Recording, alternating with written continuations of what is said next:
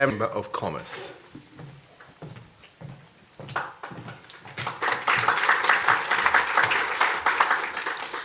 No, thank you very much. And a very, very warm welcome to everybody here. Ladies and gentlemen, I've just been introduced in my, with my full title, which of course implies I'm a member of the House of Lords, and as I expect most of you know, we have a little bit of bother at the moment, and my apologies for not being with you at the British Museum yesterday evening. I'm really so desperately sorry not to have been there. I understand it was a lovely evening. I can assure you I was not having a lovely evening in the House of Lords as we were doing the preparatory work for what has to be done over our all-consuming topic at the moment, which is Brexit. But thank goodness we have got something much more constructive and much more interesting in many ways to talk about today. So a very warm welcome to all of you. I know that many of you have travelled a very long way to be with us, and we are very, very pleased about that. So this is our introductory session, and I want to make clear that obviously we in the British Egyptian Society are delighted to have been so instrumental in bringing everybody together. But we have, of course, as well to thank the Council for the British Research in the Levant and the Middle East Institute at SOAS University here in London. I think there's been extraordinary work going on together. I can't claim any of the credit for that. It has been done by everybody else involved who has worked tirelessly to bring people together.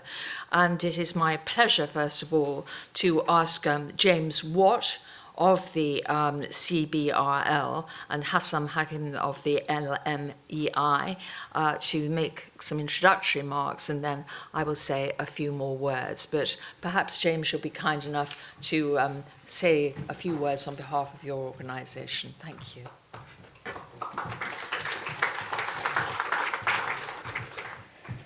Good morning. It's very good to be here, very good to see you all here. CBRL, the Council for British Research in the Levant, is one of 7 British international research institutes which come under the British Academy. And we study, our origins were archaeology, but we now also do history, anthropology, all the social sciences and humanities. And we fund and encourage postdoctoral research. And we don't, strictly speaking, cover Egypt, but knowledge and scholarship have no boundaries. So I'm absolutely delighted that we can be one of the three participating organizers of this conference. And as I see it, Egypt is often studied in isolation because it is an immensely rich and rewarding subject to study, but it needs to be studied also in the wider context of what was going on in the world 100 years ago, in the Middle East, particularly in the post-Ottoman period. And it needs to be studied today also, not simply in isolation, but as part of a wider set of developments, political and social developments. So it makes a lot of sense to me for CBRL to be taking part in this event. We, of course, we cover Bilad al-Sham, Greater Syria, rather than Egypt, but as I say, we see all the connections. Thank you all very much for coming, and my thanks go to our partners, to the British Egyptian Society and to the London Middle East Institute for doing all the heavy work, actually, in putting on this event. And I look forward to a very productive and interesting 2 days. Thank you.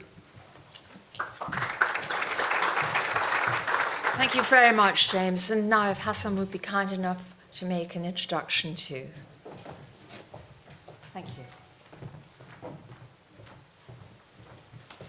Thank you very much, Baroness Simons, and good morning. It's a great honor and pleasure for me to stand here to welcome you all to this, what promises to be a very exciting 2 days for us to examine the roots, the process, and the implications of the 1919 Egyptian Revolution. I guess you know a lot about our institute, the host.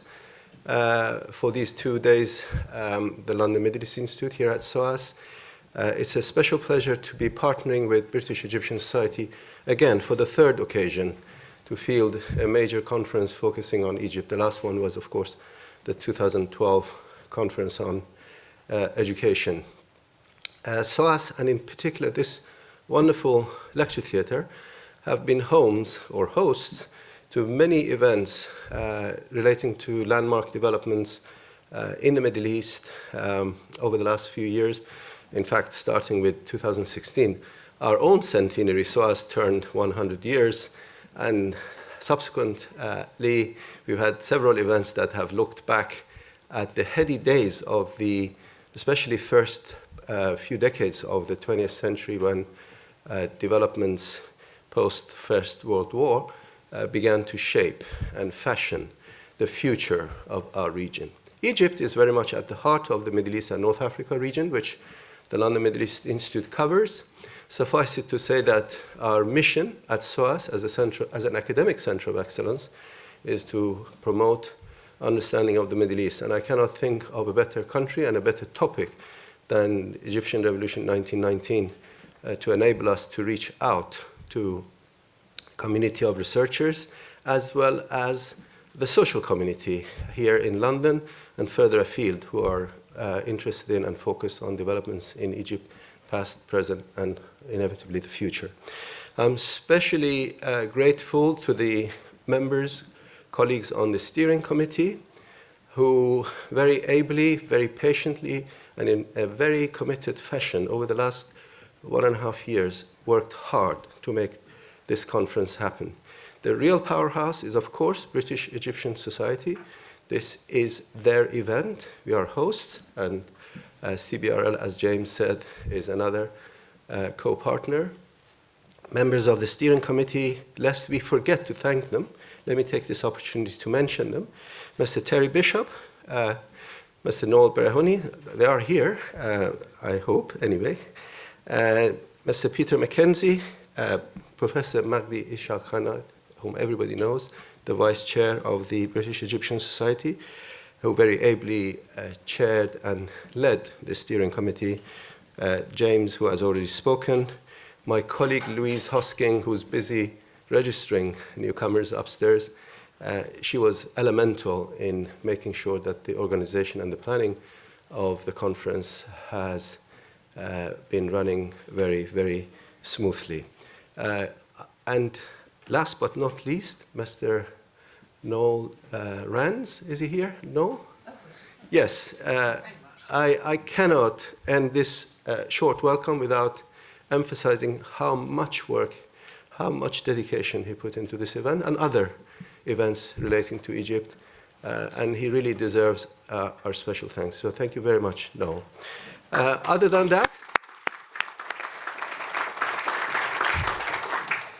I want to also say how pleased we are that due to live streaming, this session and some of the proceedings of today and tomorrow will be live streamed to a wider audience around the world. And I very much hope that others who couldn't be here with us today will have the opportunity to tune in, to listen, and to benefit, and also later on come back, hopefully, to podcasts of these events. And it's really great to take advantage of technology to make sure that we draw from a closely knit, wider community around the world, and certainly in Egypt. So if you're there, not in this room, but tuning in, a special welcome to you as well. And I very much hope everybody here and there, wherever they are, will enjoy the conference today and tomorrow. Thank you very much.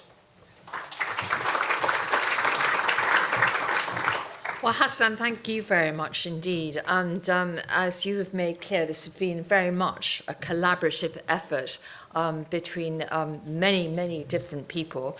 And of course, many have been very generous as well in helping to finance this. Magdi's been mentioned, but I would also like to mention Ahmed Makadam, who we're delighted to see with us. And always a great pleasure to see him. And of course, our great friend Aslam Alam, who are always so generous. And Noel's been mentioned, the tireless and wonderful Noel, without which nothing would happen. And Noel, as always, thank you very much for everything you've done. So this has been a terrific collaborative effort, and I think it's on a subject of great significance in the relations between Egypt and Britain. The British Egyptian Society is, of course, dedicated to improving relations between our two countries. Together with the LMEI, mounted 2 conferences, as we've heard, in the last couple of years. I was the chairman for both those conferences. The 50 years since Suez Conference was the one we held in 2006, and Education, the Best Investment, which was a joint 2-day conference broadcast between ourselves and Cairo University, which was a fantastic experience, where we got young people involved from the United Kingdom and from Egypt, and that took place in 2012.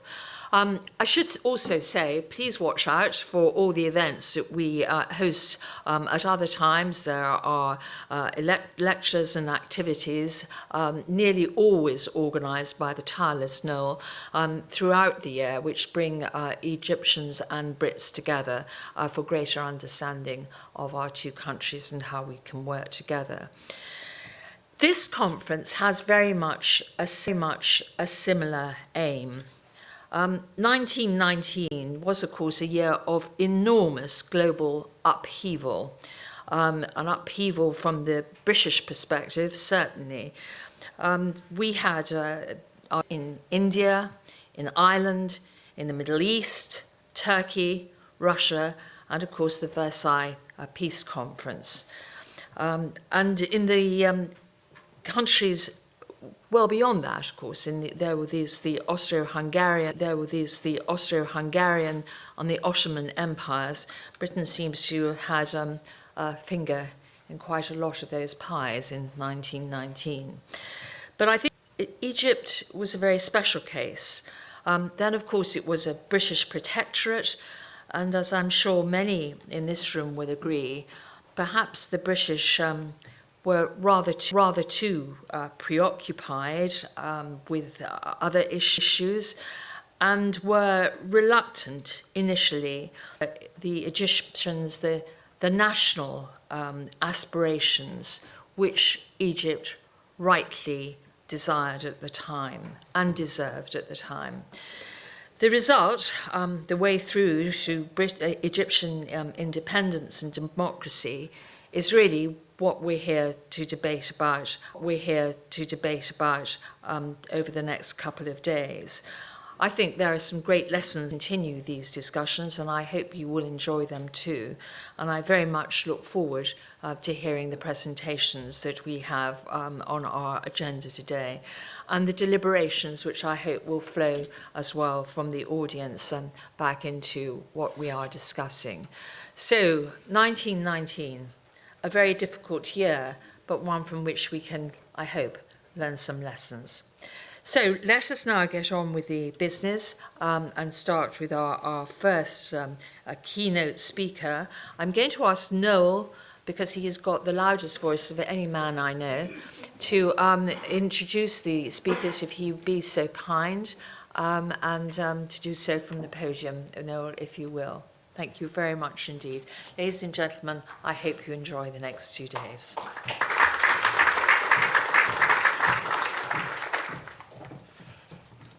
Thank you very much. Can I say, although I appreciate the nice comments made about me, I never forget I'm part of a team. And without a team, you are useless. The first session is A Century Beyond, Reflections on Egyptian Polity. And can I introduce our Vice Chairman, Professor Magdi Ishak Hanna, who will introduce the speaker.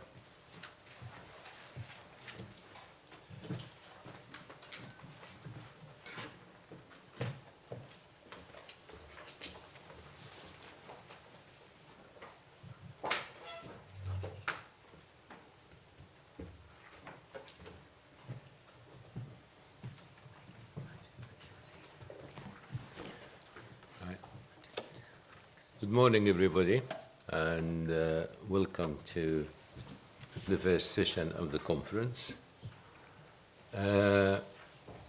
when we were organizing the speakers and the moderator and the chairmen, and I was told, okay, I have to moderate or chair this session.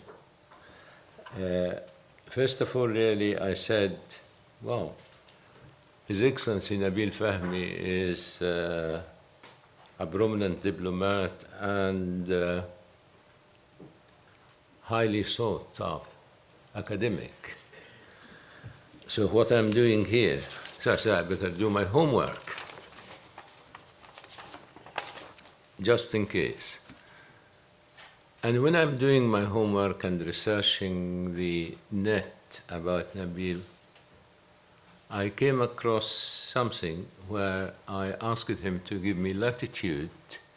I came across Ismail Fahmy, his father, His Excellency the late Ismail Fahmy, who was a minister for foreign affairs in Egypt from 73 to 77. And there is something really, I stopped at. When President Sadat announced his visit to Israel,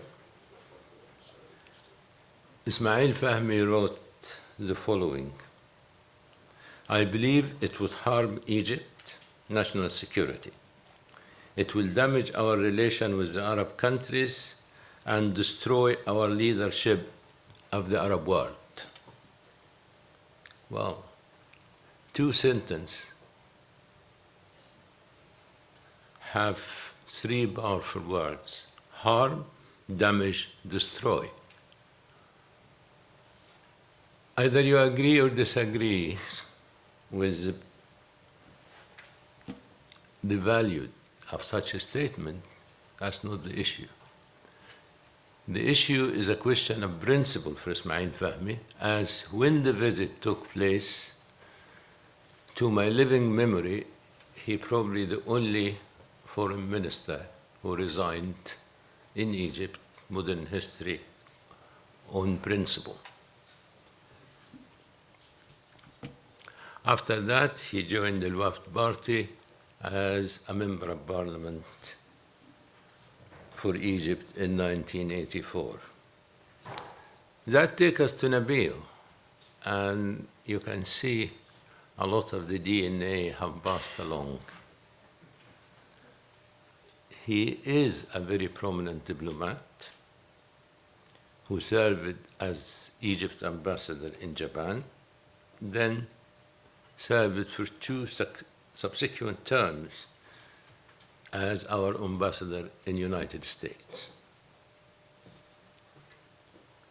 He had a bachelor degree of science, and wait for it, it was in physics and mathematics, 2 of the most difficult subjects really to study, or at least to me. That's why I became a doctor.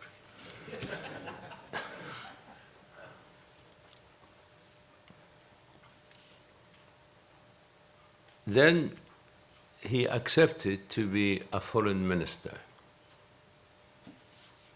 in Biblawi government. And he was saying to me, he insisted that his first foreign visit was to Sudan. So it just shows us how the man thinks and how he wants to polarize the foreign policy of Egypt during this difficult time.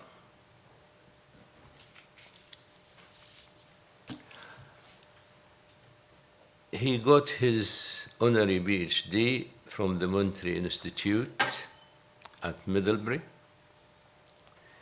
in 2009.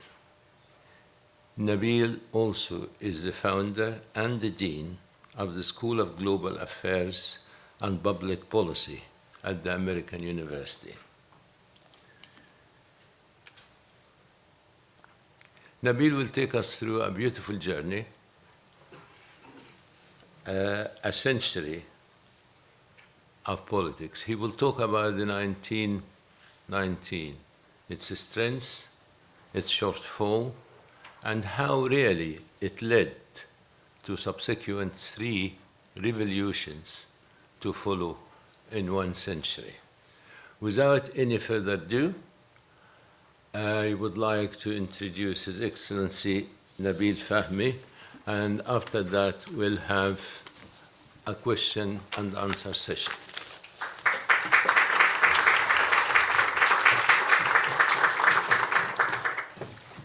Thank you very much, Dr. Hanna. That was very nice of you.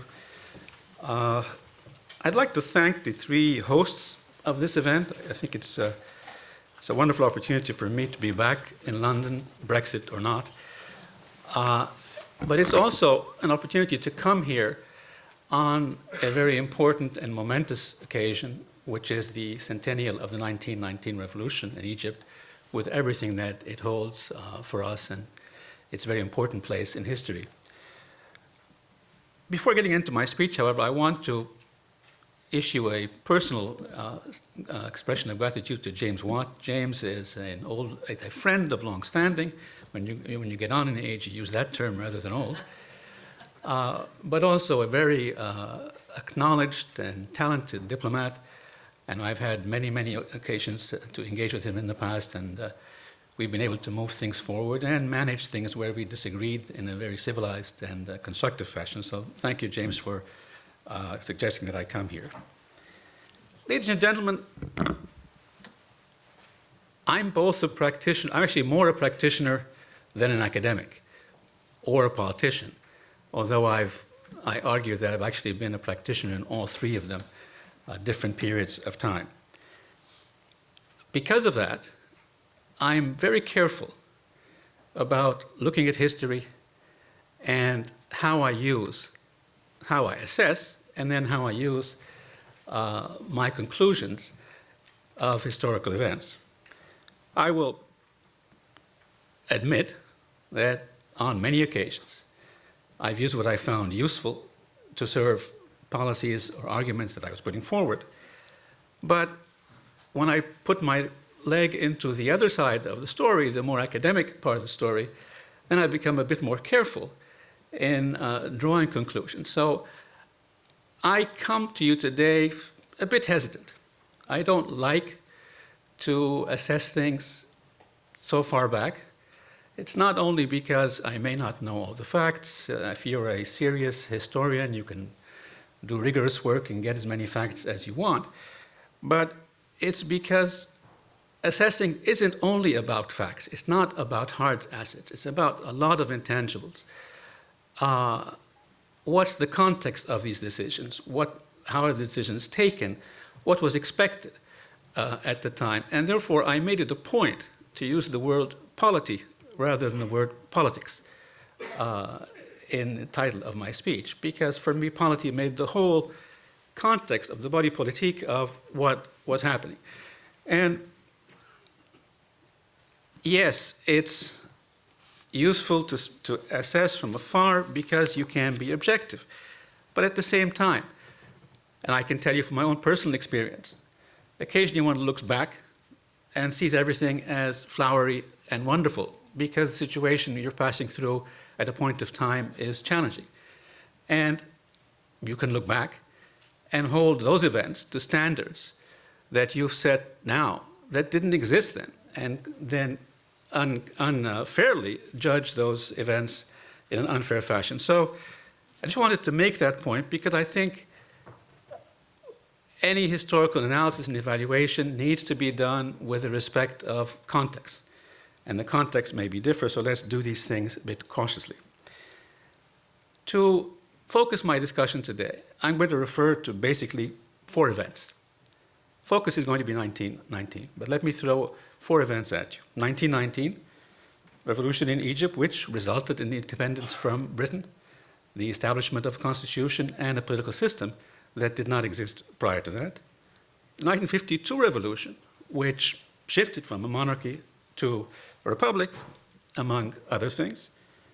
The January 25th, 2011, where we witnessed a contemporary revolutionary awakening, and it ended in Mohammad Hosni Mubarak's end of term, and then we moved on in June and July 2013 to a situation where Mohamed Morsi, the elected president at the time, was removed. Now, I tend to use terms carefully, and you'll understand why I describe each one of these a bit differently, or at least the last two. Since 1919, or actually 1919, the first of the four, it was unique because it was basically, initially, a call for the rejection of foreign rule. That's how it started. The subsequent movements in Egypt, the other three, tended to be initially of domestic interest rather than of international interest, although the international dimension also came in quite quickly. There is, however, a common element in all four. All four of these events were a call for freedom. And I argue that 1919 was the beginning of a century of a call for freedom in Egypt. And in many ways, with the achievements and disappointments, these four events tend to be connected in one way or the other. Again, being torn between practice and academia, one tends to define revolutions only as a success if they actually only as revolutions if they actually change political structures and or political practices. The standard set in 1919, however, which was not met in all the other cases, was a very high standard. At the same time, I argue that the achievement of 1919, which cannot be belittled, did not conclude successfully because it was not sustained. And therefore, the emergence of three other events were in effect a result of that. If you look at from 1919 to 2011, the major structures in Egypt were a monarchy and four presidents. 100 years, 92 years. From 2011 to 2019, 8 years, we've had four presidents. So, and actually, if you drop the last four, you, even in those 4 years, just have four presidents. Since 1919, Egyptian polity has gone through incremental progressions forward, as well as numerous regressions backward, as the body politique tries to find the center of gravity, tries to find where exactly it's comfortable with. And the irony of that, or the reason for that, is that we've tried to define political aspirations of the people according to the political system at the time. What could the system cope with?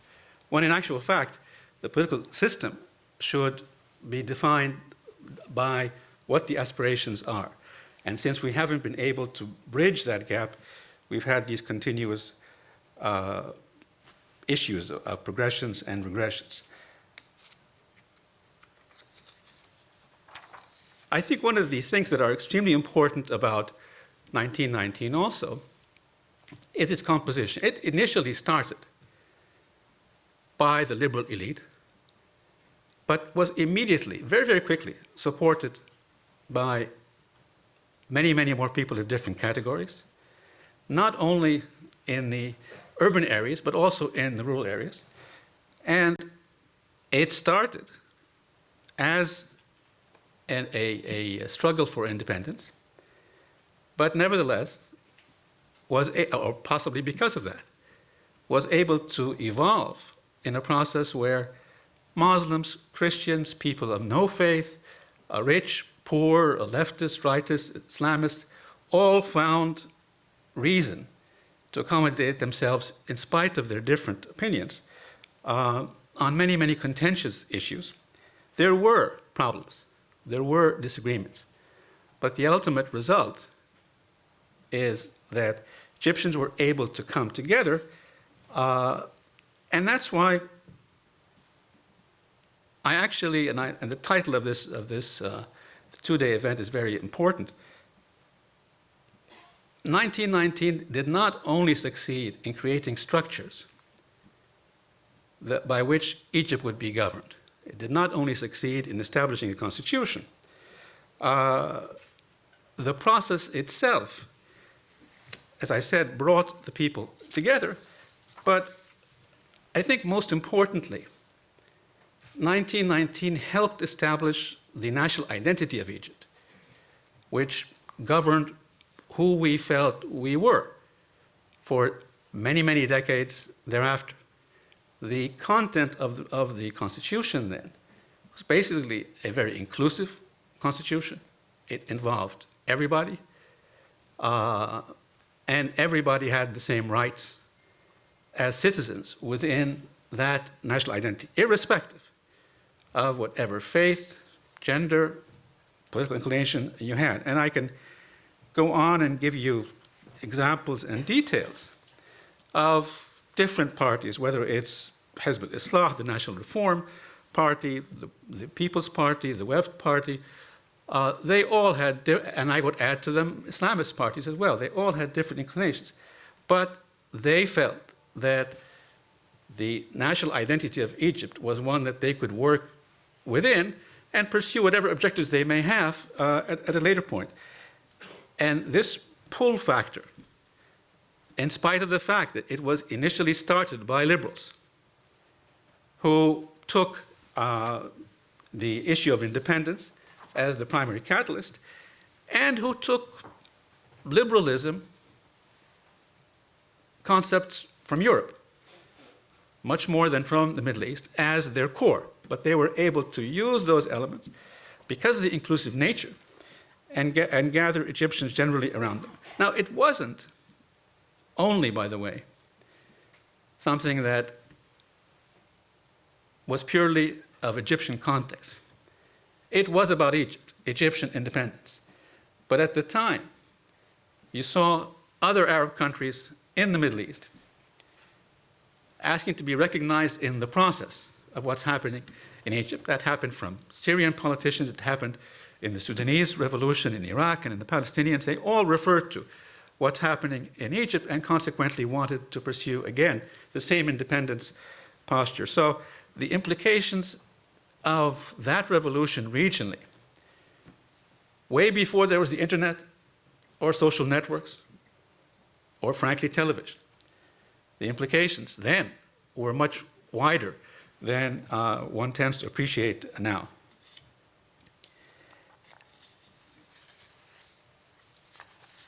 Another point to take into account in the Egyptian context, like any healthy society, we always like to disagree.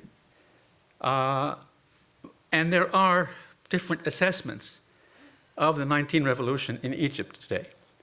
But I find very few people actually find it to be something that was detrimental to Egypt. I actually don't know any who do. I know some who will argue that it was not as successful as one claims, others who will argue that it was more successful than one could have expected, given that we were colonized at the time. But if you compare it to the other three events I mentioned, this actually continues to have, 100 years later, a lot more support, a lot more positive response or commentary on it than any one of the other three, irrespective of what was right and what was not. But my critique to 1919 is, with all of its marvelous achievements, if it had established a sustained, and it established a pluralistic political system, but had it achieved a pluralistic political culture, it would have been much more sustainable than it was, than we actually seen. Now, again,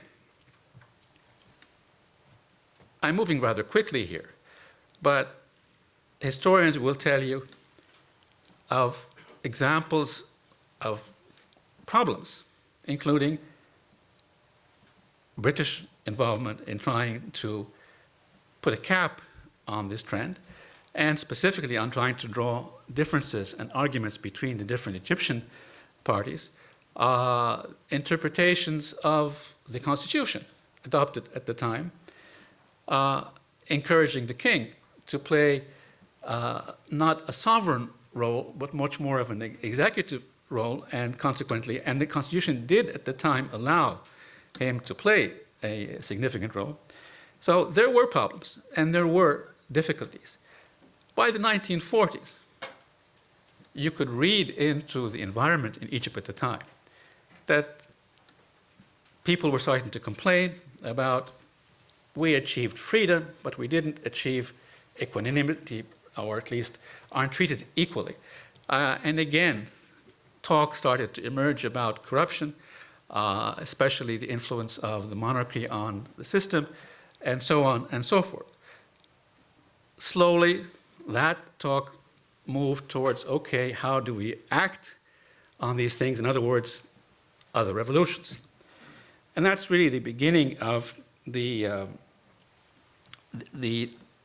process until we reach in 1952. As I said,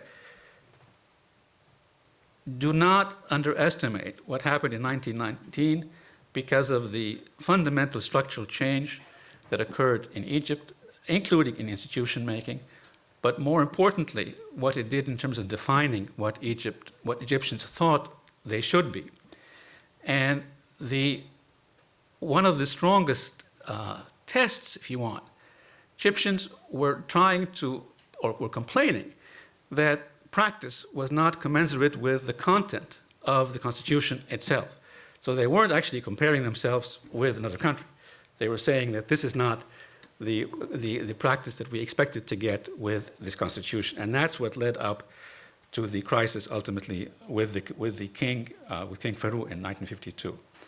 Now, the 1952 events, Gamal Abdel Nasser and the free officers basically picked up the social agenda, the issue of social justice, as the core of their message. It wasn't initially about a foreign power.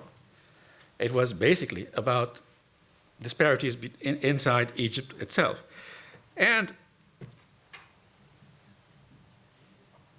both the issue and the personalities, particularly Nasser, were very attractive issues to population as a whole. It gained support very quickly, but as it gained support very quickly, both inside and outside Egypt, the form of government moved from a more liberal, pluralistic system to one that much more central, focused on a strong hand of government. And as the years went by, the concept of liberalism slowly started to erode in our system. And I would argue that 1952 was caused by the lack of sustainability in 1919, but in actual fact, it didn't build on 1919 to move further towards the objectives of the Constitution in the 1920s, but rather the other way around. And again, the 1952 was initially domestically driven. It did not come from the liberal elite, it came from the military, and it was basically focused on a social class. It was the beginning of the slow erosion, as I mentioned, of the liberal system, and if you want, even a tighter context for pluralistic political culture. Anwar Sadat succeeded Nasser. Everybody talks about his foreign policy positions, but they ignore his domestic positions. In actual fact, he started, or he once again opened the door for a multi-party system in Egypt. First by what we called manabir, or if you want, platforms or podiums, and then ultimately parties. But that being said, and to be fair, while he encouraged the number of parties that emerged, he was not, again, personally purely committed, fully committed to pluralistic politics, which basically means people have the right to share power, people have the right to hold you accountable, besides expecting the efficient management of public goods and services. So I would argue that while Sadat's years in office were softer in terms of practice than Nasser's in terms of politics, and while he did open the door for the emergence of political parties, including the return of the Weft Party, by the way, he himself fell back into his own regression. And less than a few weeks before he was assassinated, he actually put all of his opposition in prison at the same time, left, right, and center, which is not the normal thing you would do. Mubarak came in after Sadat and spent 30 years in office. First number of years were actually marvelous. First thing he did was release everybody in prison, all the politicians from prison. Second thing he tried to do, important thing, I mean, there were many things, was, okay, let's recenter Egypt in the middle of the Arab world so we can manage our regional context properly and gain the benefit of our context. That being said, and both Sadat and Mubarak, by the way, initially with Sadat, continued with Mubarak, allowed for the return of the Islamists, the Muslim Brotherhood, into the political party system. There is no question that the Mubarak era was more open than eras before it, since the beginning of the Republic. Was it a Western European democracy? No. But you could express your opinion on many things until you sort of hit the wall. And that was not necessarily frequent, but it happened. There were maybe former parliamentarians in the room here can correct me, but there were over 100 parties in Egypt. I can't name 7, frankly, of them, but there are over 100 parties, or were over 100 parties that started with Sadat and went through with Mubarak. And he did not use, he wasn't rough on opinion issues. So I could argue that for 30 years, there was a lot more room to discuss. And what I'm focusing here on is political discussions. The economic discussions and the sort that went to a much higher and wider level, but I'm basically talking about the issue that we deal with when we talk about democracy, which is basically political discussions. So I would argue that Mubarak actually left a lot more room for a much longer period of time. But to be credible, he had a much longer period of time as well. So one would have argued that given that time, he should have been more successful than Sadat or even Nasser in creating, if he truly believed in this, in creating a political culture in Egypt that respected a multipolar political culture. And that, frankly, did not happen. I would argue that we had a multi-party system, but one that was artificial. And if I challenge anybody here who can name 20 of the parties that existed at the time, and that's just one example. And all of you here are interested in Egyptian politics, including myself, and that's the point I'm making. I think that Mubarak gave a lot more room for people to work, but on establishing a political democracy, there was quite a way to go. 2011. I used to live 100 yards from Tahrir Square. So I could not only see what was happening, I could smell it, I could hear it. I was not an activist, simply an Egyptian interested in what's happening. And what happened in 2011 basically started with very limited ambitions.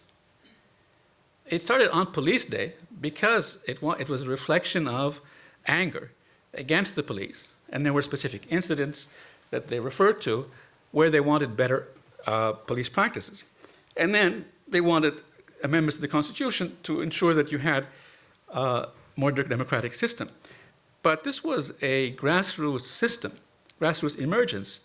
Again, I don't call it a revolution only because I'm an academic now, but as somebody in the street, I would call it a revolution. I think it was a revolutionary awakening by any standard. And the only real point where you can determine whether it was a revolution or not is the long-term effects of it. But anyway, more importantly, this was grassroots, no leaders, no precise goal to change structures. The precise goal was to simply get better police practices and ensure some transfer of power in the future. It quickly emerged into something much larger, but it also had another problem. If you assume that in 1919, these were the political elite, and in 1952, this was Egyptians from the military who had political views, but worked within a structured system. Well, 2011, they were neither that nor that. They didn't have a fixed system through which they would channel their efforts efficiently, nor, frankly, did they represent either experienced politicians or military. So this was truly a grassroots step that started. One that did not have a defined goal that was major, but as the days went on, the goal expanded and the numbers increased. And I argue that the core of this group were centrist youth, irrespective of who joined them later or who tried to take advantage of them. That's not unique to 2011. But I still think that while I'm not ready to academically define them as a revolution, I think one should not underestimate the context and the importance of the awakening that happened then, and therefore I will use the term revolutionary awakening quite comfortably. If you visit Egypt today, you'll sense what I'm talking about, because everybody wants a better situation. Whether it's the 2011 youth, whether it is the old guard before 2011, whether it is the middle class, or frankly, whether it is those who are in power. Everybody feels that the system is not efficient enough. They will have different degrees of criticism. But in actual fact, the idea that governments are supposed to provide in an efficient, fair fashion public goods and services, and that individuals have rights of citizenship, are issues being debated in Egypt today, although we haven't reached yet the level where we would like to reach. My conclusions are actually quite simple. All of these revolutions, starting with 1919, all of these events, starting with 1919, are intermittent progressions or regressions. 1919 hasn't finished yet, nor have any of the others.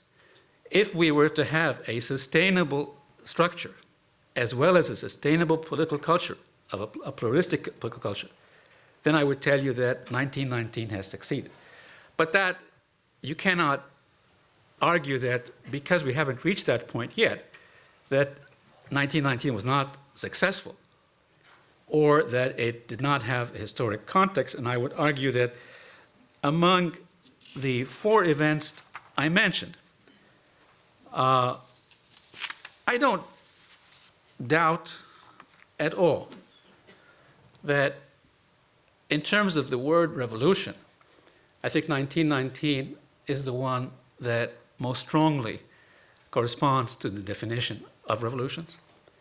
I would argue that 1952 would be the second in line in that respect, irrespective of whether you agreed with 1919 or 1952, because it did change structures.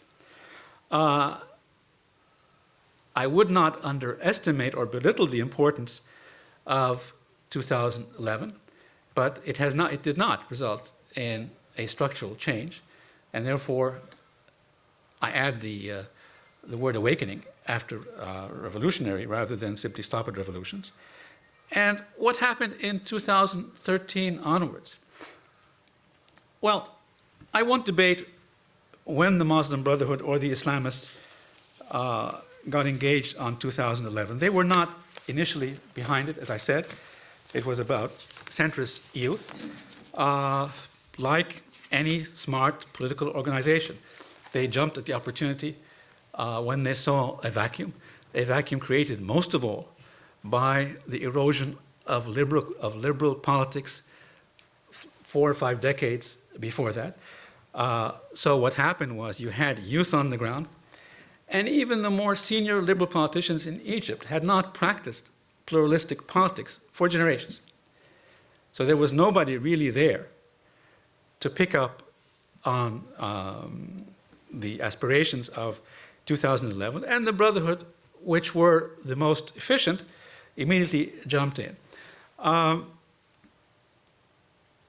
Why did 2013 happen? I've always believed in freedom of speech, freedom of faith, you name it. You can think and express yourself any way you want. Within the Constitution, sure, every country has to have its rules and procedures, but in essence, I'm sure some people back home don't like my views, but they have to cope with the fact that I'm as Egyptian as anybody else. And that's the same context that I apply, frankly, with the Muslim Brotherhood. If they were Brits, I'd send them back to you, by the way. But they're not. They're Egyptians. They're Egyptians. So, but what's the problem? The problem for me, even for somebody who is a strong believer in differences of view, the problem really is that for the Brotherhood, Egypt is part of the Ummah. For me, the Brotherhood is part of Egypt. So it comes into an issue of identity. Is the Ummah the identity, or is it Egypt the identity?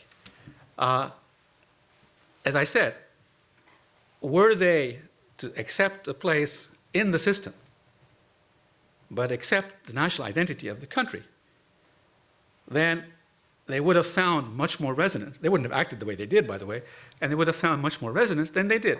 Once you start projecting the country that it's part of something larger than your national identity, which was defined clearly in 1919, has historical background, but what is 1919? That's really where the problem was. So 2013, I don't really, it did not change structures. It changed direction. It was a recorrection of direction. So, and it did have wide-ranging support, but it didn't really result in a change of the system of government. But strangely enough, if you look at these 4 events, leading up to each one of them, if you could do what you guys like to do here, which is analyze things objectively at arm's length, 5 or 10 years before each one of them, you would have concluded that this event is inevitable, whether it was 1919, 1952, 2011, or 2013. My concluding remark, I think 1919 will remain a historical landmark in Egyptian history that is not challenged, or you cannot challenge credibly. I think it has had a much larger impact on national identity than any other event in contemporary Egyptian history. It was, and everything after it, all the polity after that, was a call for freedom, and which remains an aspiration we strive for in Egypt today. Thank you very much.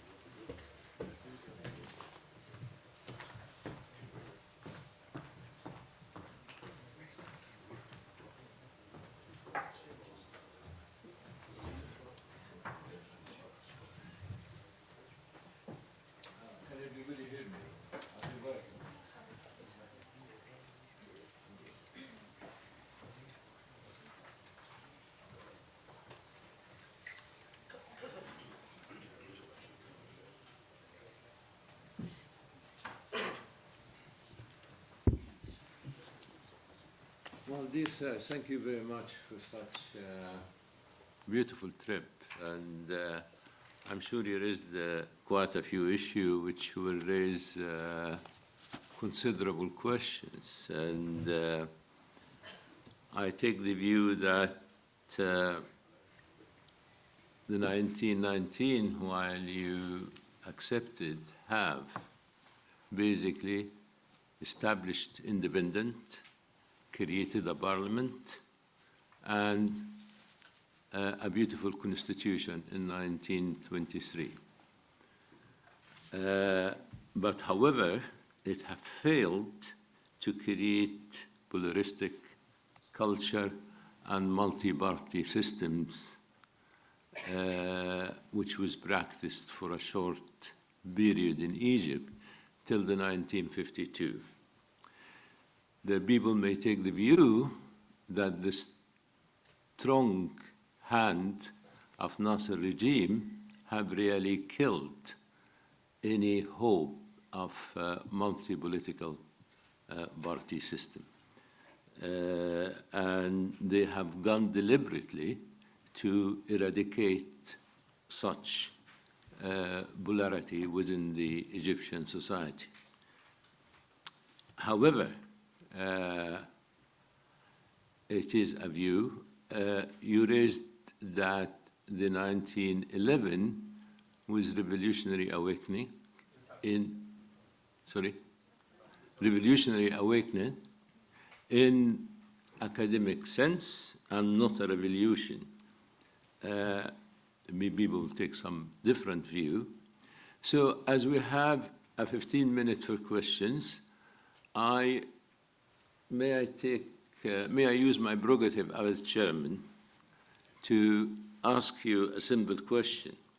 There was two men during their period, and they were contemporary to each other, Mustafa Kemal and Saad Zaghloul.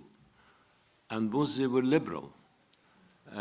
Both studied law, but Mustafa Kemal really took the view of the rise of the caliphates, and he believed in it, particularly after the failure of the Ottoman Empire, and Saad Zaghloul took completely different view.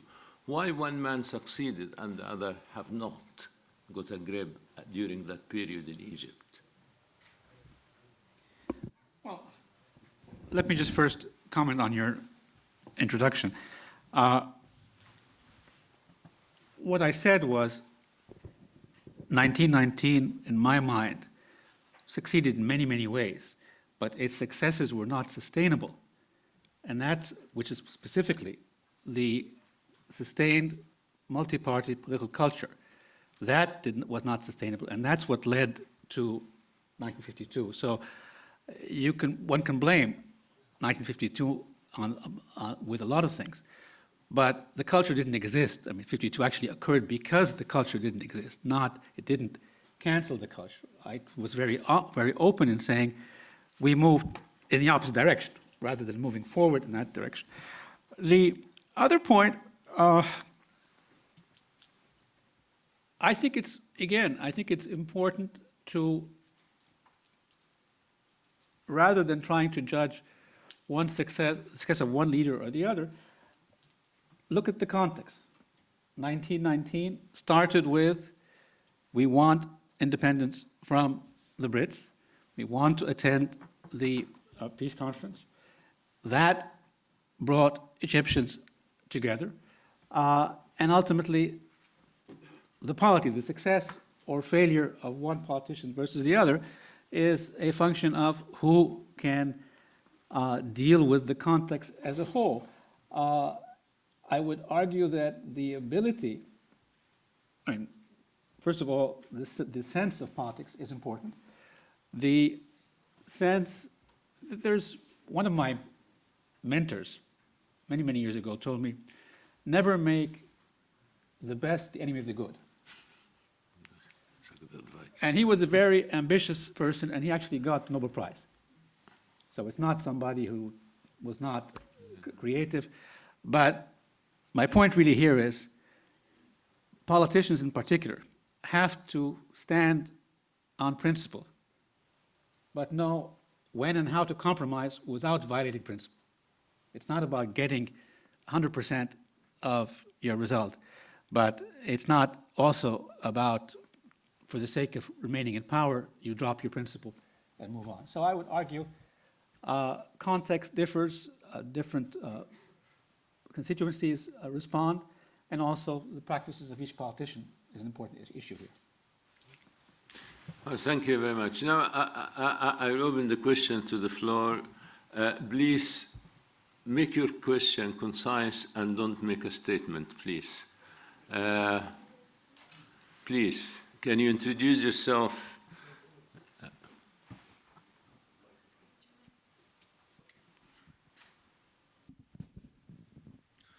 My name is Abdullah Humouda. I'm an Egyptian journalist, editor of timesofegypt.com. By any measure, if any intellectual discourse valued on the basis of not only providing information but raising question, I think you have succeeded on both counts.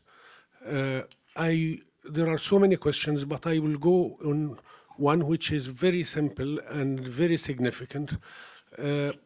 1919 will remain in the Egyptian history as an iconic revolution and does not create much controversy like others. Was this related to the fact that it did not engage in social change or economic restructuring and remained with a well-defined objective which was able to get all elements of the nation together? That's a fascinating question. In many respects, I'd say yes. But let me argue that it chose a nationwide goal that people shared, which started with Arabi years before, the issue of independence and nationalism. That was the ideology behind it. And it had leadership. The political elite were the leaders, the conceptualizers, even when they differed. And they differed on a lot of the different steps in the dialogues, the discussions with the Brits on the conditions for going to the peace conference and so on. So they had their differences.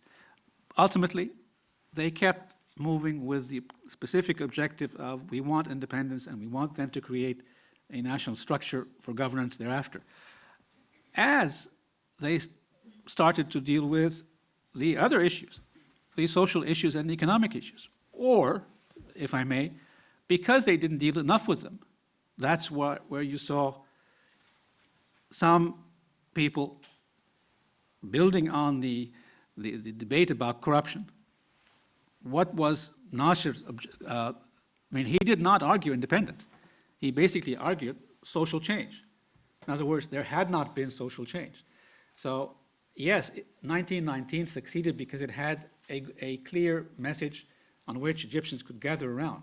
But I think it wasn't sustainable because it had to deal with those other issues as well as you move forward. I think Nasser's goal of social change is a legitimate goal.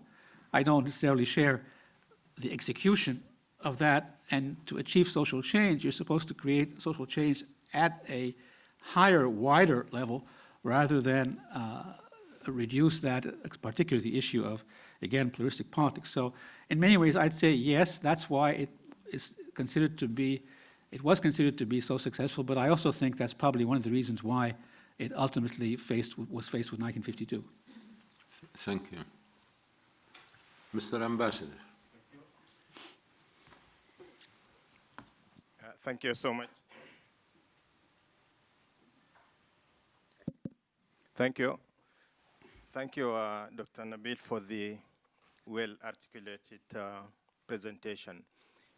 Your Excellency, in all the events that you have mentioned, 1919, 1952, 2011, 2013, you haven't mentioned names at all. Is it intentionally, or you don't believe in the role of leaders or human engagement? in engineering or... Are you going to mention some names? No, Thank you Nabil. so much. Again, thank you for that question.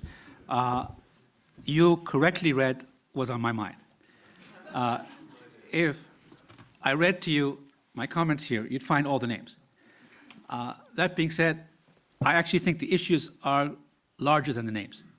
So I said the liberal political elite, but I did not name them because there are the leaders that are known and there are many, many others who played a role in the polity, which is a bit different from the politics. So I intentionally did not mention names from the beginning to the very end. But having been a practitioner, mostly in diplomacy, but in other things as well, people do make a difference. Leaders do make a difference. So I wasn't belittling any particular leader in any of this, but I was just making the point that the issues are a bit larger than the leaders, and I did not want to make the mistake of not preserving the proper balance between different leaders. But it's an excellent point. Thank you. Thank you. I will start really, take somebody from behind and then this lady, please. Yeah. Thank you. My name is John McHugo. Following on from the point about big names, I think one of the difficulties in Egyptian politics after 1919 was the big personalities who were behind political parties and all that went with that, even if they were liberals in their beliefs.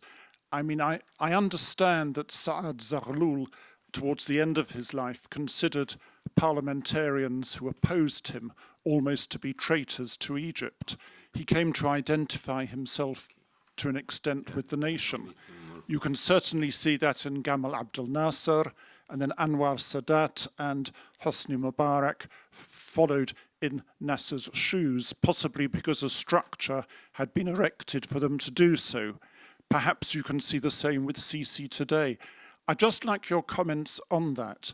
Do you think that perhaps one of the reasons why a political culture of participation, a liberal political culture, didn't establish itself in Egypt, as you said at the beginning of your talk, do you think that was to some extent connected with the emergence of big dominating personalities, which of course may have been inevitable given the stage of history? Thank you.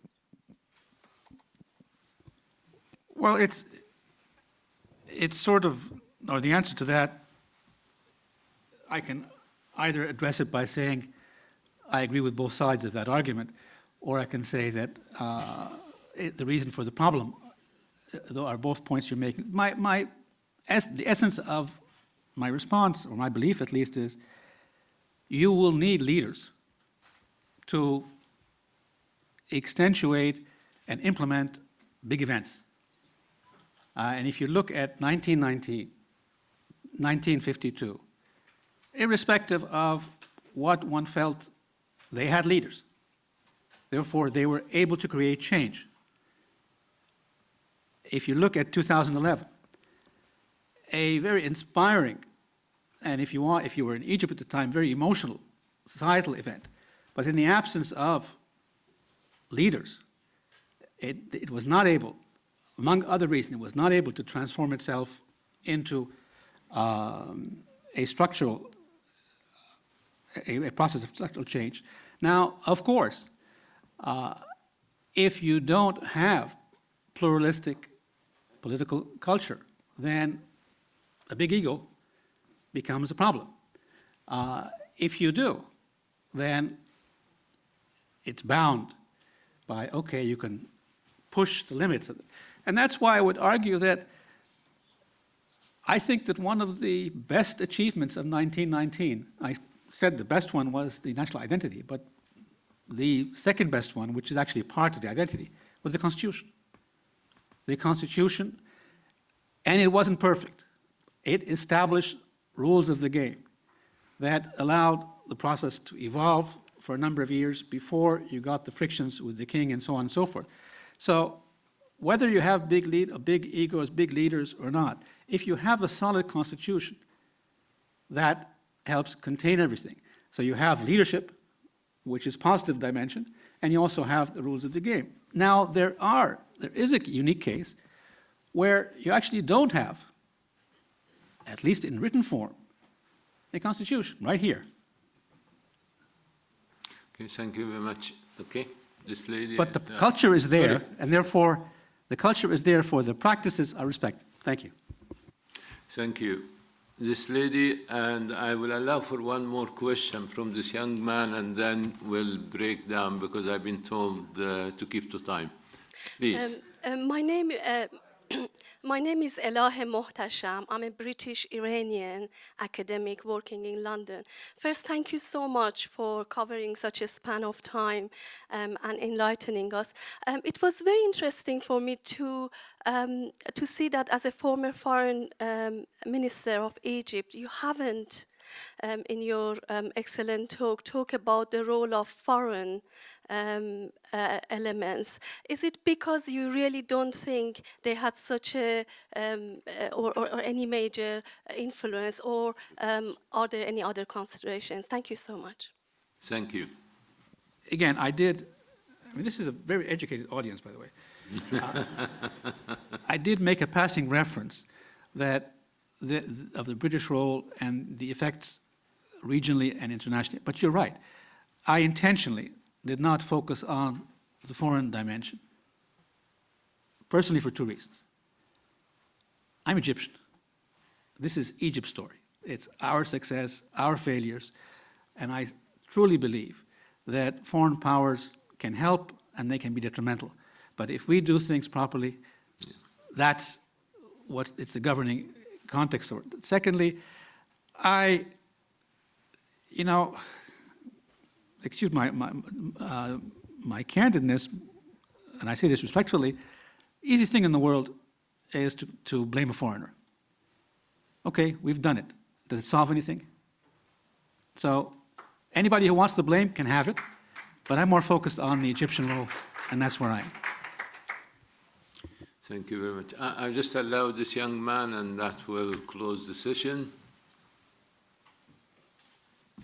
Hello, thank you very much. My name is Sharif Abul Hadid. I don't come from a political background. I come from biological sciences background. So I have a very simple question. So you draw a comparison between the political achievements of 2011 and 1990, and I've seen some from the generation that witnessed and 2011. I have a very simple question. Do you think that maybe the political failures are due to the lack of education? Because, for example, when I was back in Egypt studying, we didn't actually, in class, we didn't get to know in depth what happened at 1919 and all the other political movements, and we didn't even scrutinize all the political movements that happened back then. So that's why when we started to do a political movement of our own, maybe you can say we were quite novice in a kind of way and very innocent as well.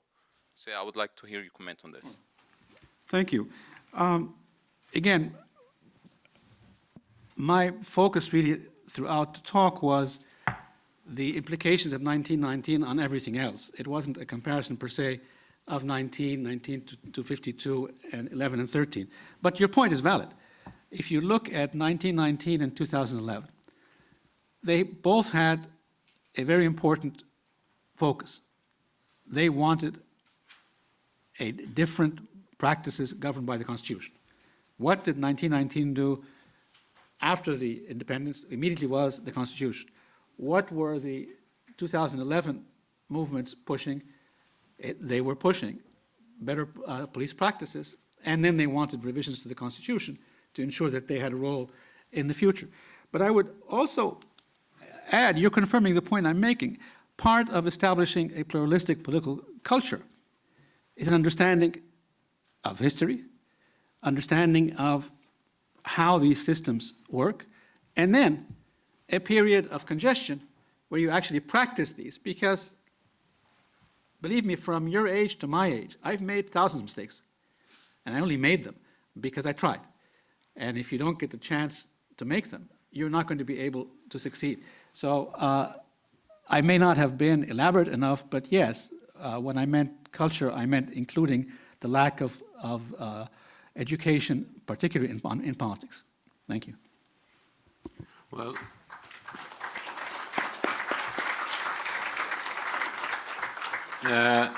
thank you very much for a fantastic topic, and thank you, Nabil, and thank you for being a fantastic audience who really hold to the heart and the spirit of the topics today given by Nabil. And we're going for tea or something? You take it from there, Noel. Thank you, Nabil. When I first moved to Cairo, I thought the most important statue in Cairo was that of Mustafa Kemal, because he was going like that. He was pointing towards Robbie's Garden, which was the only loo in the whole of the centre of Cairo, which was essential after a lot of coffees. You now have just under half an hour to go to the nearest loo and the coffee, which is being served in the ground floor of the Senate building. So if you go out of the entrance and turn left, that will take you to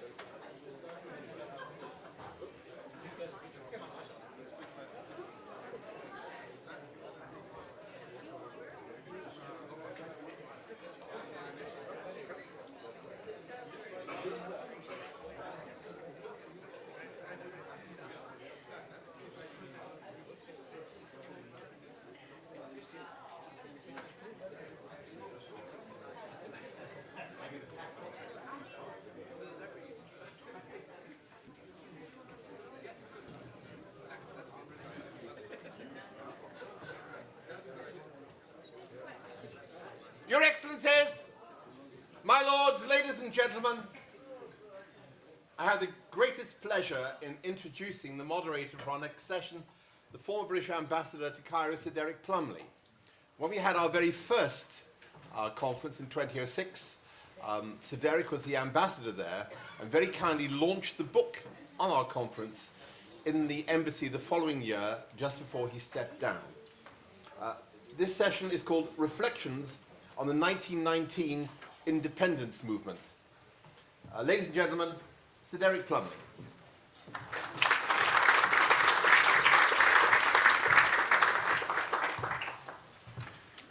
Thank you, Noel. It's good to be back, addressing another major Egyptian marker in time, so to speak. And thanks very much to the Middle East Institute and all the rest of you for organizing this. It's my privilege, and we're running a little late, so I won't speak at enormous length, but to open this session and to welcome Munir Fakhri Abdel-Nour, who is our next speaker. He's a friend. I guess he's a friend of quite a few people in this room. And he has had a very distinguished career as a banker, as an entrepreneur, as a politician. He was the Secretary General of the new Wafd Party in the 2000s. As a minister, he was Minister of Tourism after what I will call the January 2011 revolution. And he was a minister again of trade, industry and investment from 2013 to 2015. Like one or two others in this room, and I can look around and I can see them, he has family connections, a family link to the subject that we're discussing today, the 1919 revolution and the sort of turbulent events that occurred after that up to 1925. His grandfather, Fakhri Abdel-Nour, was an activist, a leader amongst the leaders of the nationalist movement. He became close to Saad. He was imprisoned in 1922 by our forefathers. He went on to write his memoirs, which a massive work, which was introduced by Mustafa Amin, who was the doyen, I suppose, really, of Egyptian journalists and editors in the 20th century, and who had grown up in the home of Saad Zaghloul. And Mustafa Amin called Fakhri Abdel-Nour a new Jaberti. I like the Jaberti who'd described the Napoleon's adventures in Egypt in similar chronicling form. Munir is a prime mover behind the things that are happening in Egypt to mark the 100th anniversary of the revolution. And I know he has been very keen to link that commemoration, so to speak, with whatever was happening here, which seems to me, since this is very much an Anglo-Egyptian story, important. He's promised to tell us a little bit about those events, but his theme, as you know, and he's written a long paper on the subject, is Copts in the 1919 revolution, an exceptional participation in Egyptian political life. And he's going to summarize that for us, I think, really, and speak to the main themes thereof. And we will be returning to the subject, I notice, again tomorrow afternoon. So it repeats itself. It's important. I mean, the Copts are Christians, are, who knows, because there isn't a precise figure, but 10% roughly of the population of Egypt. But politically, they have rarely pulled their full weight on, that weight even, on the Egyptian political stage. The focus before the First World War, immediately before it, was very much on Coptic grievances, and it all crystallized in the conference that was held in Asyut in 1911, when they set out demands which were not well received by the British, I have to say, or at least by Eldon Gorst. And afterwards, the theme has recurred from time to time in Egyptian political life. And Munir, in fact, is a symbol in one way of this, because he is actually one of the few Copts to be directly elected in recent decades to the Egyptian parliament, which is not to say that there are not. Another one is in the audience, actually, we are doing really well. Yes, exactly. But there aren't very many such people. Anyway, 1919 to 24, 25 is a very different story. Copts were amongst the leaders of the nationalist movement. The cross and the crescent became the flag of the revolution. There were meetings in mosques and churches, and priests and imams were seen holding hands and making speeches together. It was a different message, a message of al-Wahda al-Wataniyah, which has continued, actually, the images at least, have continued to resonate in Egyptian politics since then, really countering, it seems to me, some of the negatives that I've already mentioned. But it's not for me to describe all of that. It's for Munir, who knows the subject intimately, and he's going to tell us just how different it was, and what happened, and why, and then we can do Q&A. Thank you.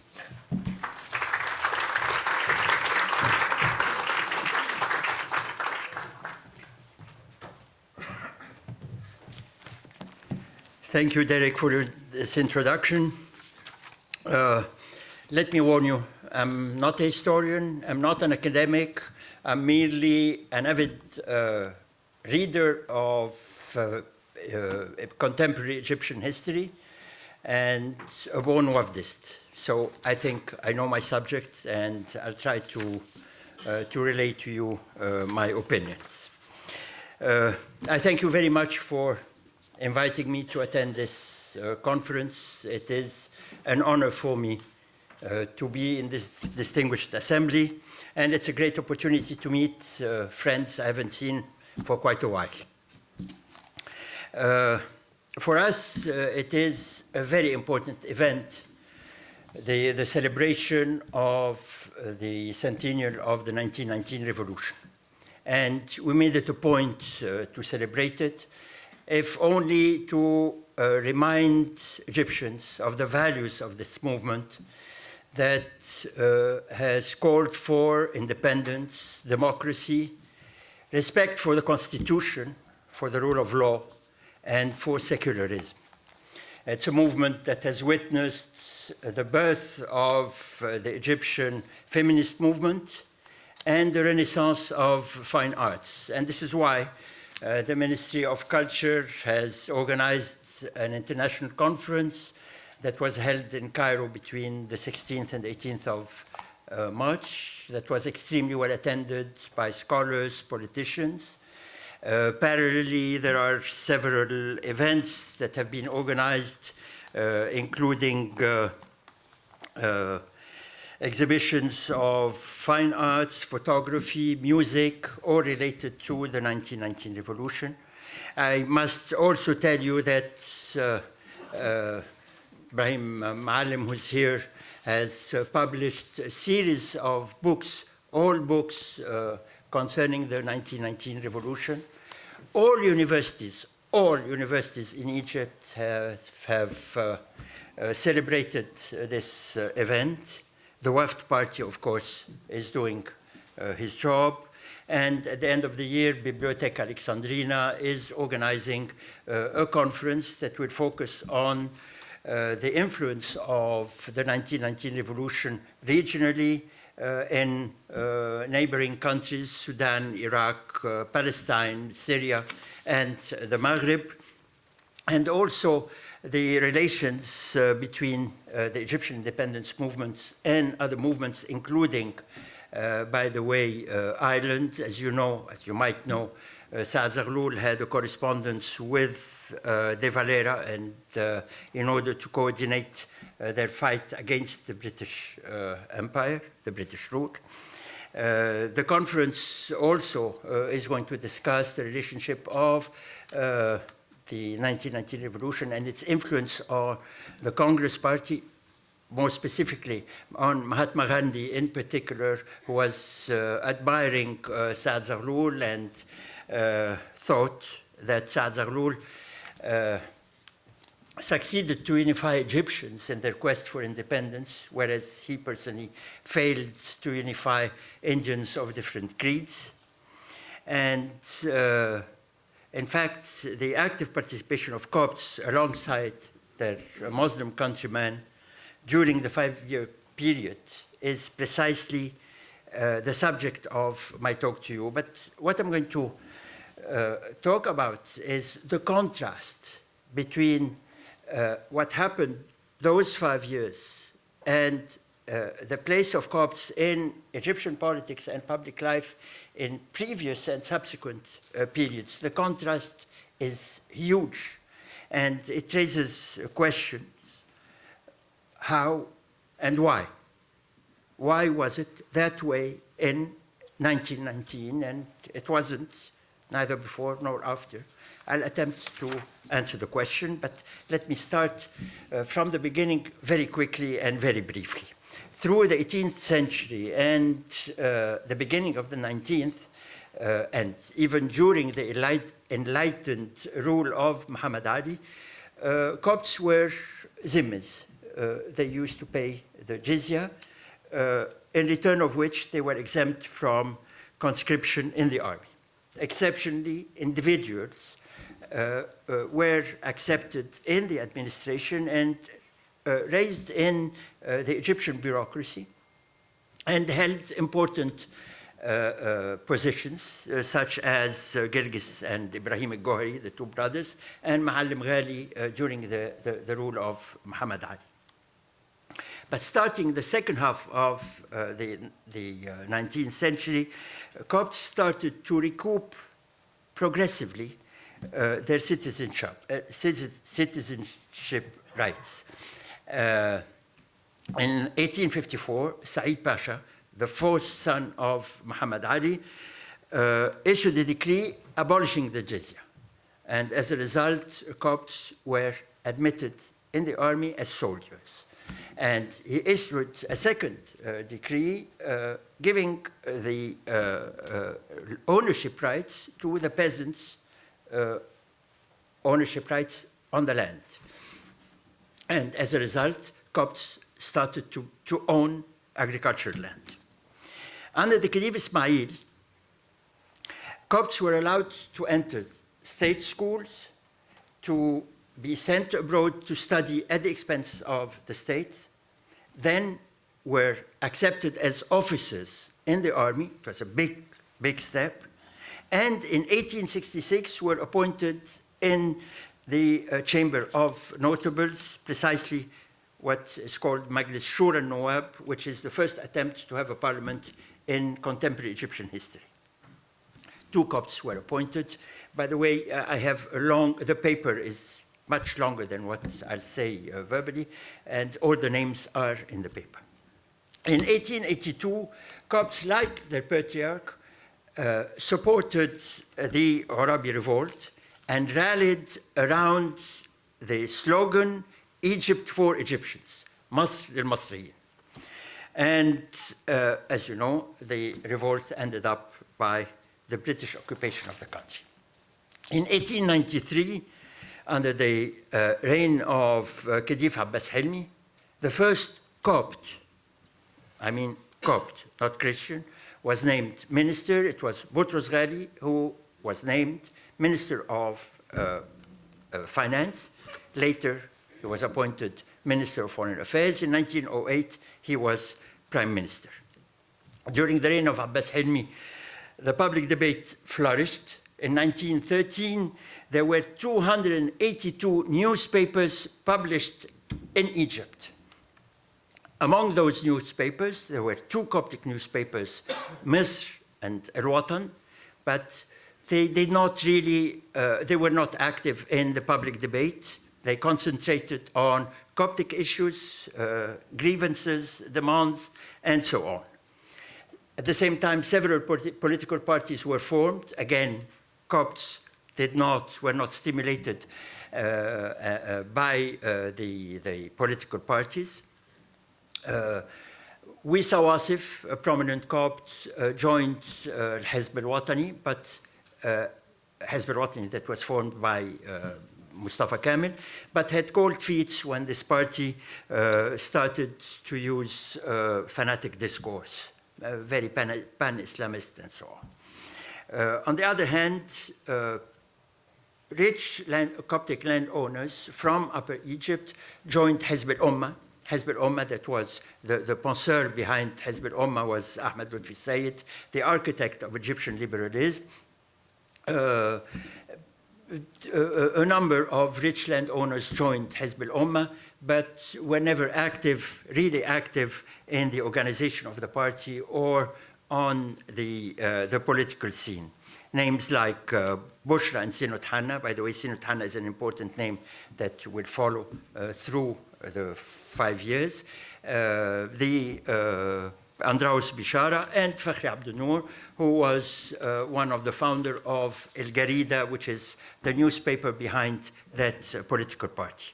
In 1913, Abbas Helmi signed an organic law to establish a legislative assembly, Al-Jam'iyya Al-Tashri'iyya. 4 Copts were appointed. One of them was, again, Sinut Hanna. In the winter, in July 1914, the war erupted. The Legislative Assembly was suspended.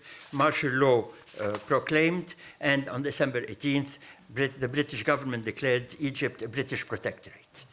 A chapter in the history of the country was turned, during which Copts succeeded to regain most of their citizenship rights. However, with the exception of a few individuals, Copts did not participate in the political and public life of Egypt. They were marginalized. In fact, they sidelined themselves.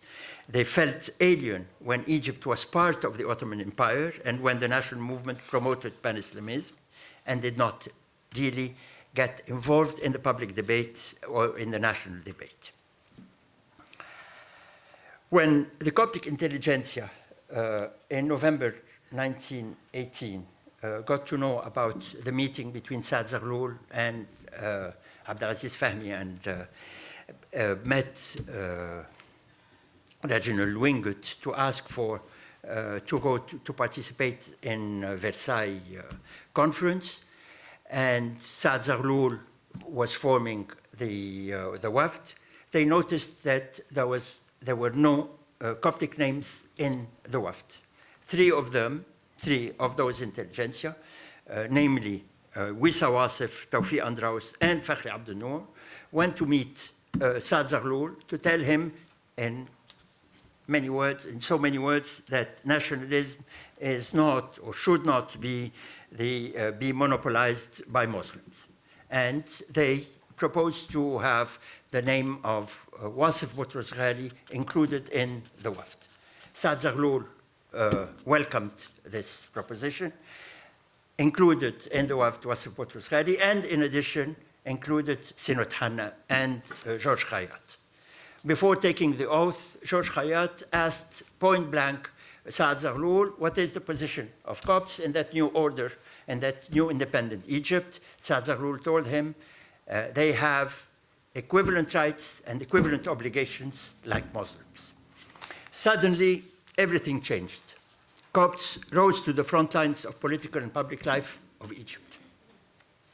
When the revolution erupted, when Saad Zaghloul was exiled on March the 9th, Copts were in the front line of street demonstrations. As a matter of fact, the first casualty that was killed was a young Coptic student by the name of Maher Hafiz Amin. When Saad Zaghloul was released and traveled to France hoping to participate in the peace conference, he was joined by Wasif Boutros Ghali, Sinut Hanna, Gorgi Khayat, Wissa Wasif, Aziz Mansi, Georges Domani, who were, and they were there, they were present, and stayed with him.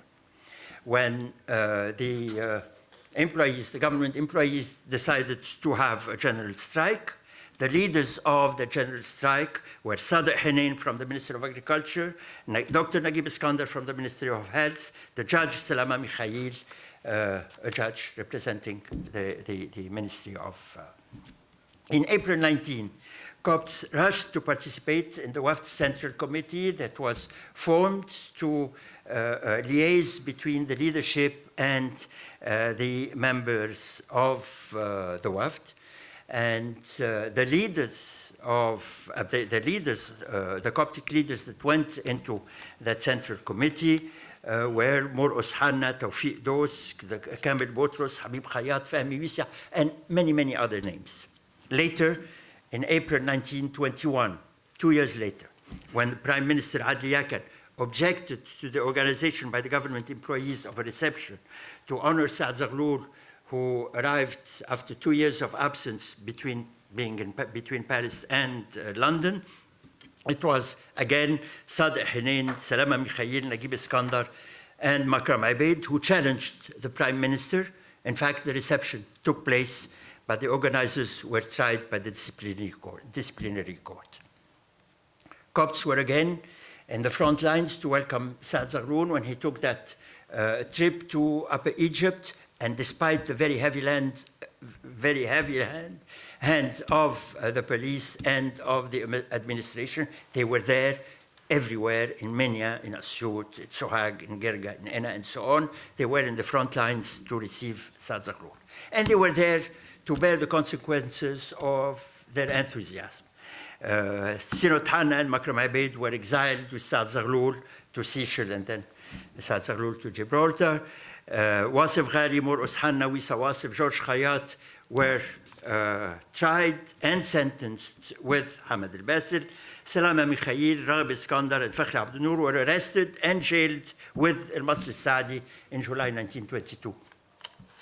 Between May and June 1923, when the leaders of the Wafd were released, coming back from jail, from the exile, the higher committee of the Wafd was constituted, and it was constituted of 26 members, 9 of which were Copts.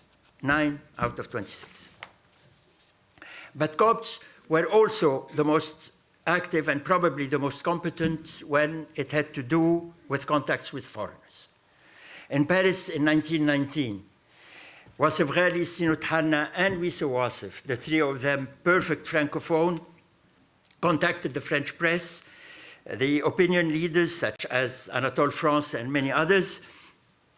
They wrote articles that were published in Le Journal des Deux Mondes, in La Revue des Deux Mondes, in Le Journal, and with a view to raise the attention of the French public opinion around the Egyptian problem. In fact, they also wrote letters to Georges Clemenceau, who was prime minister, and obviously the letter was signed by Saad Zaghloul, but Clemenceau never answered. And they succeeded to get the support of part of the French press, mainly the socialist press, and in particular of L'Humanité and of Le Populaire, supporting the Egyptian cause. Similarly, it was Makram Abeid who went in 1921 to England to follow up on the negotiations between Adli Yakan and Lord Curzon, the Secretary of State for Foreign Affairs. And while there, he also contacted opinion leaders, writers, and politicians from both the Liberal and the Labour Party. He published articles mainly in the Daily Herald, among many other newspapers, and he was in close contacts with journalists and writers, including George Bernard Shaw. It was Fakhri Abdel Noor suggested to Saad Zaghloul on the 14th of July 1921, on the occasion of the French National Day, to go to attend, to crash, as a matter of fact, the reception, to send a message to the foreigners in Egypt that the Egyptian national movement was neither fanatic nor xenophobic, and the message was that it will preserve the interests of foreigners in Egypt. It was Sinot Hanna and Morus Hanna who received and invited the liberal members of the British Parliament who arrived in Egypt in September 1921 on a fact-finding mission at the instigation of Makram Abeid, who was then in England. And Copts were definitely the most faithful to the cause and to Zaghloul personally. I mean, each time there was a problem and a problem between the members of the Wafd, they stood by Zaghloul. It was the case when members of the Wafd in Paris, disappointed by the recognition of Woodrow Wilson of the British Protectorate over Egypt, disappointed, a lot of the members left. The one who stood were the Copts with Saad. Again, in 1920, after the negotiations between Zaghloul and Lord Milner in London broke, disappointed, the members left, the Copts remained with Zaghloul in London and back to Paris. Precisely, it was Wasef Ghali and Sinot Hanna together with Ali Mehr. When the controversy started within the Wafd in Cairo around the presidency of the delegation to negotiate with Lord Curzon, and the choice was between Adiak and the Prime Minister and Saad Zaghloul. Saad Zaghloul insisted to be the negotiator because he had the mandate from the people and he was preserving the right of the people to speak and to have a position. Members of the Wafd left, and those who stood by Saad were again the Copts in addition to Nahas. And Copts were the most extremist, and I'm using the word used by the British, I mean, this is the British description. They were the extremists. And I take as an example Sinot Hanna in particular, who was writing articles in the newspapers. Strangely enough, in the Coptic newspaper that used to be a Coptic newspaper, the Misr, and who used to concentrate on Coptic issues and Coptic affairs, suddenly had become the mouthpiece of the Wafd, of the national movement.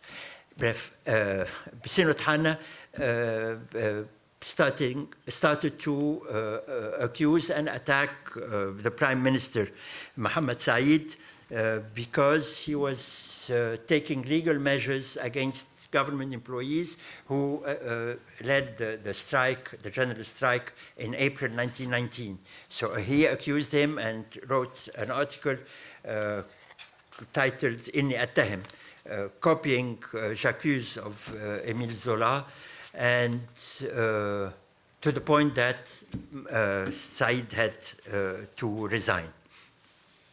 He attacked also the successor of Mohammed Said, and successor of Mohammed Said was a Coptic Prime Minister, Youssef Wahba, because Youssef Wahba was ready to receive Lord Milner in Cairo, whereas the national movement had decided to boycott the Milner delegation. And he attacked Youssef Wahba vehemently, and in a series of articles titled Al-Wataniyya Dinuna wal-Istiqlal Hayatuna, meaning patriotism is our religion and independence is our life. I mean, his speech was so inflammatory that it inspired a young Coptic student, Elian Youssef Saad, to attempt to assassinate Youssef Wahba.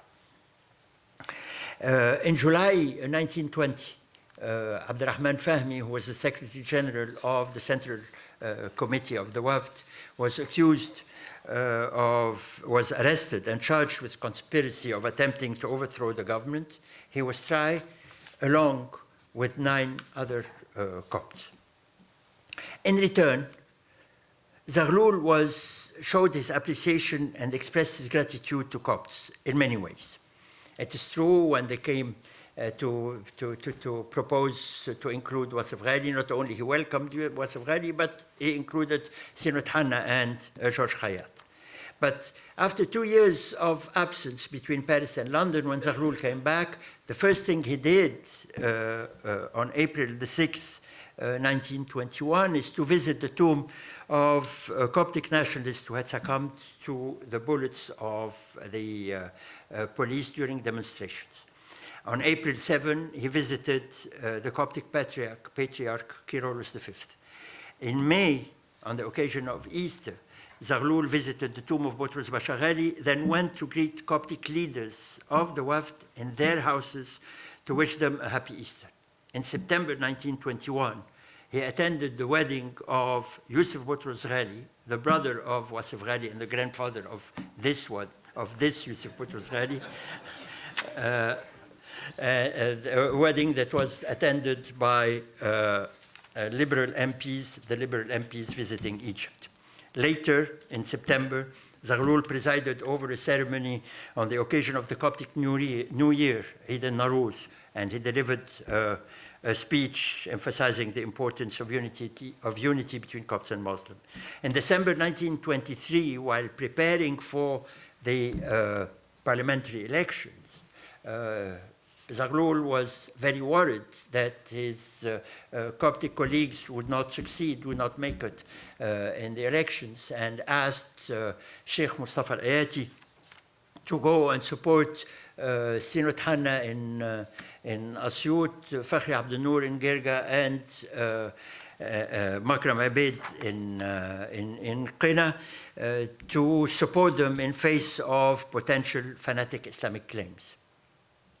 In the parliamentary elections, 16 Copts won seats out of 214, some of them an entirely Muslim constituency, a far cry from previous periods when they had to be appointed as representative of a minority. In fact, they were not perceived as minority anymore.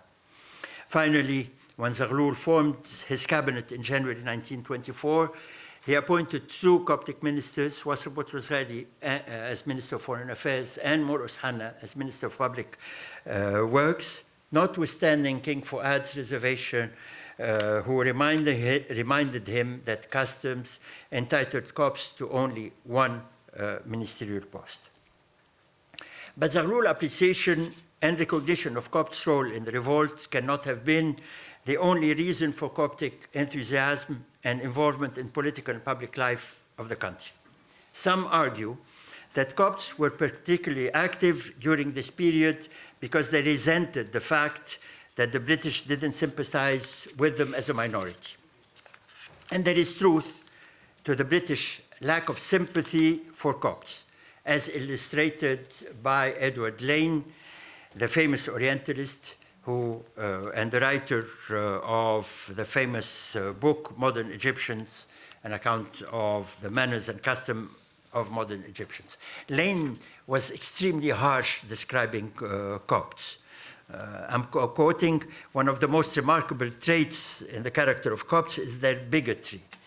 They bear a bitter hatred to all other Christians.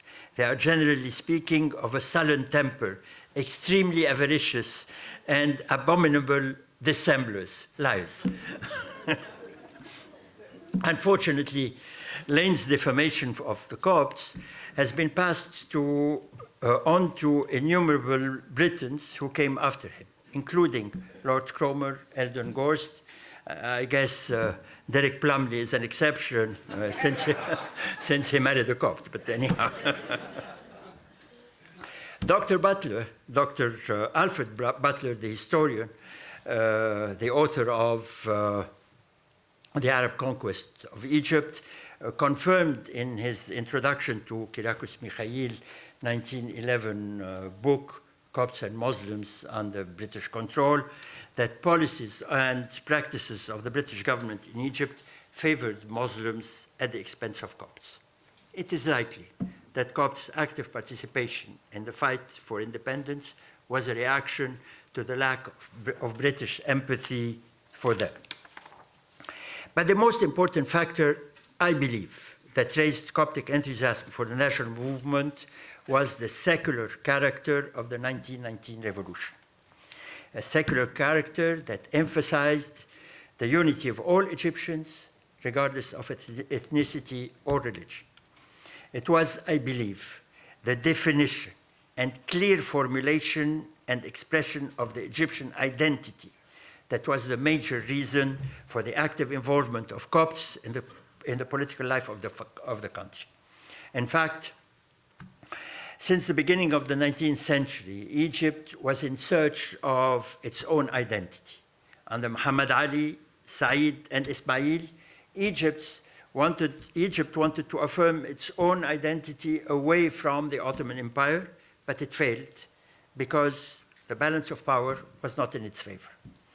Then in 1882, although the Arabi Revolt raised the slogan, Egypt for Egyptian, it was unable to properly express Egyptian nationalism and lost its way due to xenophobic sentiments.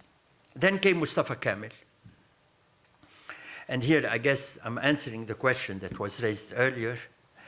Then came Mustafa Kemal, who, in order to safeguard Egypt's independence vis-à-vis the British colonialists, promoted Egypt's allegiance to the Ottoman Empire, and his successors promoted pan-Islamism.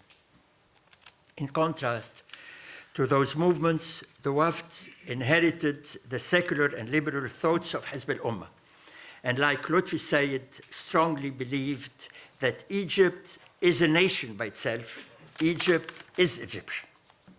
The discovery of the tomb of Tutankhamun in 1922 helped foster Egyptian identity and gave rise to a movement of pharaonism, which became a manifestation of Egyptian nationalism.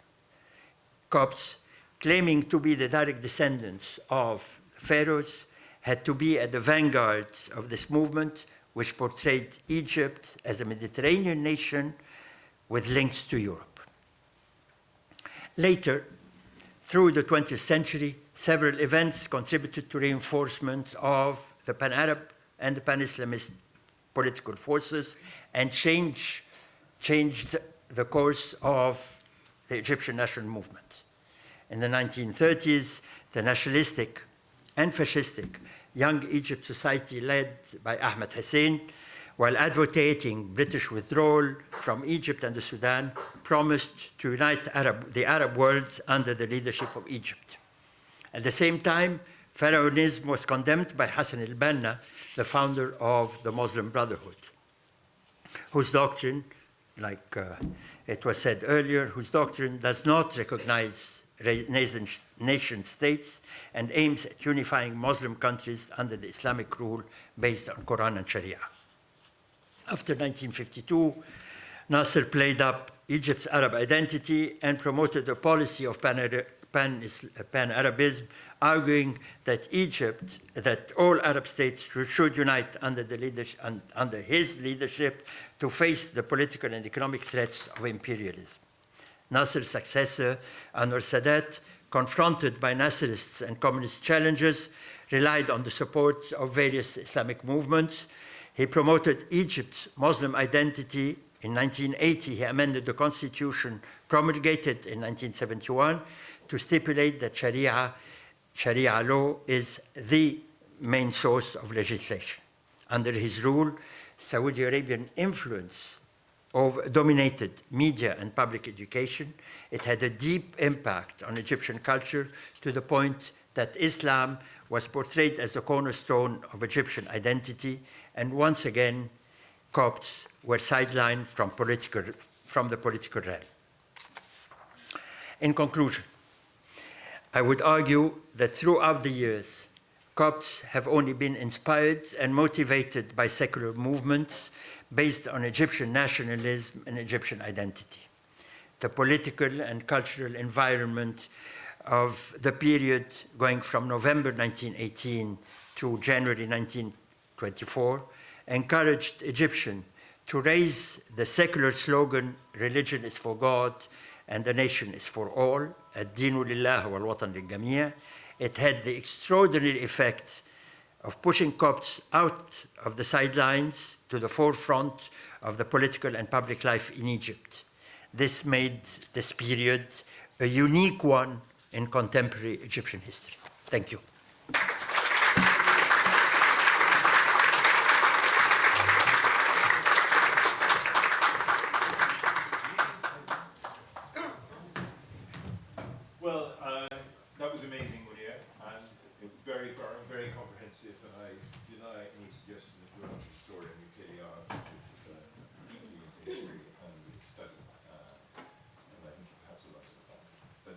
Anyway, we are tight for time because we were late starting. Munir has actually just to the minute stuck to his the timing that he was given. But I'm going to limit the time for questions. I'm not going to exercise my own prerogative, as Megdi did, I think, to ask a question. Although you did ask me, you wanted me to ask you one question, which is why you chose this subject. Do you have a quick answer to that, or would you? No, go ahead. Shall we leave it to the audience in the 10 minutes that we have to come up with the questions that occur to them? And if there are others that, if we're slow in reaching them, I will then ask you a question. Do that. All right. I have two. One is, why did you choose the subject? And what is it particularly that drove you to this? And secondly, if we're looking at the broader picture, I mean, you're saying only in the context of this sort of purely secular, as it was, almost, political environment, was this degree of participation possible? Aren't you actually rather writing Copts out of political life in Egypt when maybe more compromises had to be made? Now, let me answer the second question. No, I'm not writing off Copts. When I'm talking of Coptic participation, I'm talking of the community participation. I'm not talking of individuals. Individuals were always there. Was it window dressing? Was it the rise of a competent person within the administration, within the bureaucracy? It was before and after. It was never the participation of a full community in the streets, in the government, in the political parties, in the political forces, in literature, in fine arts, in cinema, I mean, everywhere. Look at it has changed, and it has changed. I think it is the result of lack of secularism. Again, I repeat, Copts in general. It's not necessarily my opinion. I'm just describing what has happened and what is happening. They are not enthusiastic when you're talking of pan-Islamism. They feel left apart. They are very doubtful when you're talking of pan-Arabism. They are not sure, or it is not the majority of Copts that believe that they are Arabs. It's a fact. Why did I choose this subject? I've always been struck by the fact of this active participation during that period. And then when you look around, for instance, there was a comparison between 1919 and 1952. In 1952, the revolution started by a coup d'etat made by army officers. And it was the free officers, Zubat al-Ahrar. There were 400. None of them was a Copt. I mean, something is wrong. Something has changed. I'm sorry. Something has changed. And this is precisely what I'm trying to emphasize. And this change has sidelined the Copts from the political life. Yeah, they might be brilliant businessmen, they might be excellent traders, they could be good diplomats, but they are out of political life. They can have brilliant Minister of Finance, possible, but they are not in political life. Thanks. And if they are, they're exception. It would be an exception. Dr. Megdi. Thank you very much.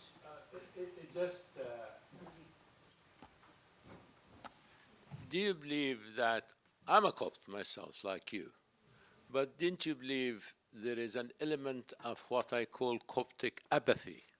Coptic what? Apathy. Apathy. To participate in political life and activity, to be blamed. And would you agree with me that the great party of Wafd Party was basically near the end, before the 1952 revolution, was nearly destroyed by a Copt as well? I misheard the last part of the question. Can you repeat it? But please raise your voice, Dr. Magdi, because I have a problem. No, I'm talking about the Great Wafd Party. Near the end, the difference between one single Copt and Nahas Pasha have led really to the demise of the Wafd Party. Possible, of course.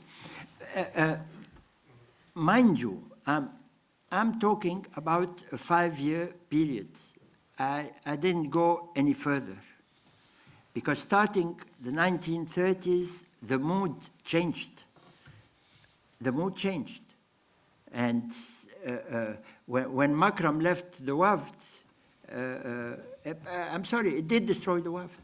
It did destroy the Wafd because the message itself was destroyed. The message disappeared. Now, you're talking about apathy? Yeah, maybe. I mean, they were not invited, and they were not invited in the political realm, and they did not fight to get into that political realm. Thank you. Bob Springwood. Thanks. You mentioned the patriarch. Is it on?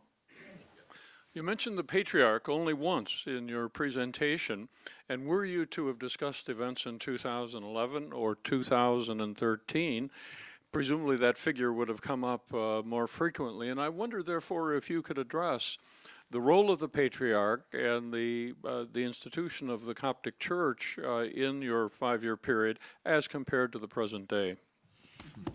Thank you for your question. First of all, since you mentioned 2011 and 2013, because I wanted to save time, so I just skipped a page. But if I have to be fair, I would tell you that Copts were present in 2011 revolution or whatever you want to call it. They were there. They were in the streets, despite the fact that the patriarch, Pope Shenouda, was a huge man, I mean, a very strong personality, asked Copts not to get involved, and nothing doing. They were there in the street, but I mean, it was such a short period that I would not, it would not overrule what I'm saying, that the 5 years between 18 and 24 is an exceptional period, and it was never repeated. It was very, very short. The patriarch Kyrillos, the patriarch of the 1919 revolution, was very much. No, I'm talking of the fifth. I'm talking of the fifth, Kyrillos the fifth of the 1919 revolution, was very, very close to Saad Zaghloul, as a matter of fact. As a matter of fact, they died the same year, in 1927, and they were very close. And the visit, I mentioned one visit to Saad Zaghloul, to the patriarch. He visited him several times. It was the same. Yeah, it was the same patriarch who supported the Arabi revolt in 1882. But the character of the church was somewhat different, wasn't it, I think, in terms of its authority and the relative weight between the leaders of the community, the leaders of the community and the patriarch. Yeah, the leaders of the community then, mind you, the church was a poor church. And it was led, it's a question of financial ability, and it was led by the civilians, the Coptic leaders, the civilian Coptic leaders. It's not the case today. Today, the Coptic church is a rich church as a result of the Coptic diaspora, and obviously, it gives much more weight to the Coptic nomenclatura, church nomenclatura. I think, honestly, I'm receiving strong signals from the floor here that we're going to miss lunch if we actually extend further. Let's take one question. One question? One question. Okay. Gentleman here. Okay, that's it. And then we'll continue. I'm just intrigued, and I am not disputing the fact about the marginalizing of the Copts after 1952. However, the Pan-Arabism, at least from the Levant, was actually a movement by the Christian, anti-Pan-Islamism. Absolutely. And in a way, Nasser, after the first period, was fighting the Pan-Islamism view and concentrating more on Pan-Arabism, and both were defeated later. But why is it that the Copts of Egypt did not link the same ideas that came from Syria, Lebanon, and whatever? You know the answer. The national movements in the Levant was against the Ottoman Empire, was against the Caliphate. So their claim was the Pan-Arabism as opposed to the Pan-Islamism. And Pan-Egyptianism, if you want, in 1990. The Egyptian national movement was facing the British Empire. It was not facing at all the Ottoman Empire. And in face of the British Empire, it was Egyptianism that was that was the claim. But it's not only, I'm sorry about that, Makram Abed and his fight that have destroyed the relationship. From 1930 till 1952, this was a prelude to putting the Egyptian Copts outside the political spectrum. So what has happened briefly in that period to marginalize the Christians? I think honestly we will have several things. I mentioned the rise of the Muslim Brotherhood. I mentioned the rise of the fascist movement of Masr al-Fatah. And if you are here tomorrow, we can come to this. We have another session with another speaker on the whole question of Coptic identity and minority identity. So thank you very much, Munir. It was amazing. We'll move on to the next item.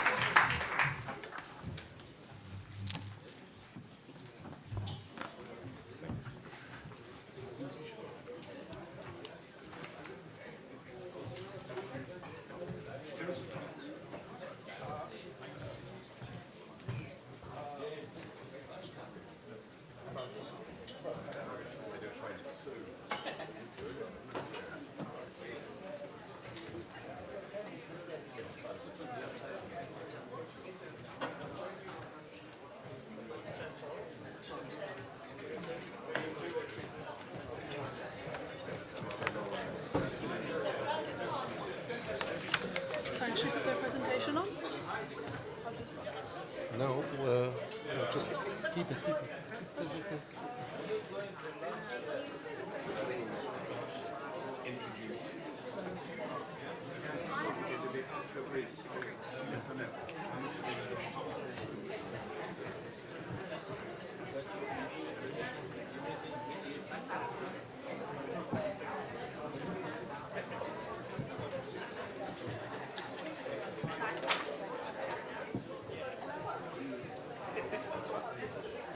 Your Excellencies, ladies and gentlemen, we now come to session 3, where the moderator is Roger Hardy, Associate Fellow of Green Templeton College, Oxford. And the subject is the great theft of history, the First World War, and the prelude to revolution. Ladies and gentlemen, Roger Hardy.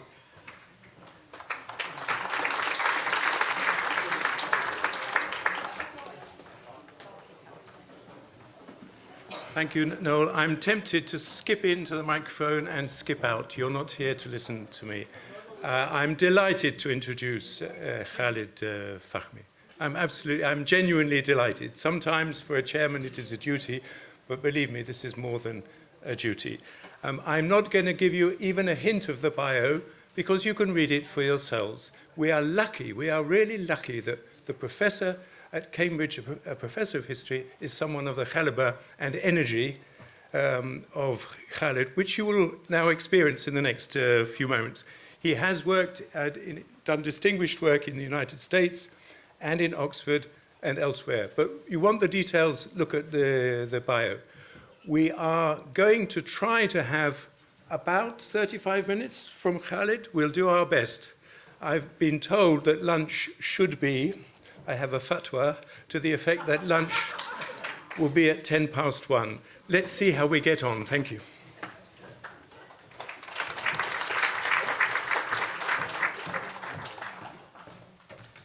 Thank you very much, Roger.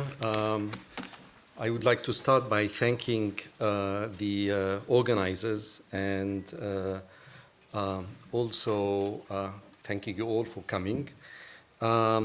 I prepared a written text, so I hope you don't mind if I actually deliver it while reading.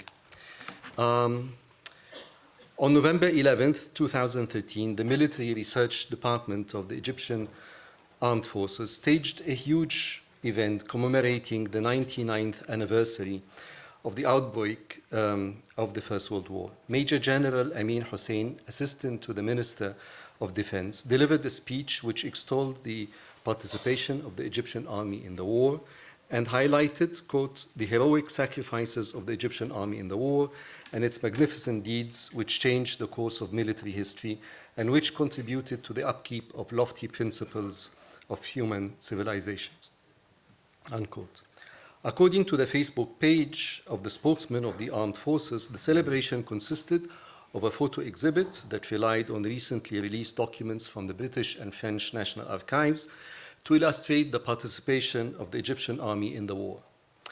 In addition, the Facebook page added there was an exhibition of rare photos illustrating, quote, the sacrifices of the oldest standing army in the world and how this army maintained the stability of the Egyptian state and maintained Egypt's cultural heritage passed down from the time of the pharaohs till the present time, unquote. The Facebook page ended by explaining that the celebration also entailed screening a documentary film that illustrated how the Egyptian army fought in the three continents side by side with the Allies, how it succeeded in repelling an Ottoman attack from the east, a Sanusi attack from the west, and a Darfuri attack from the south.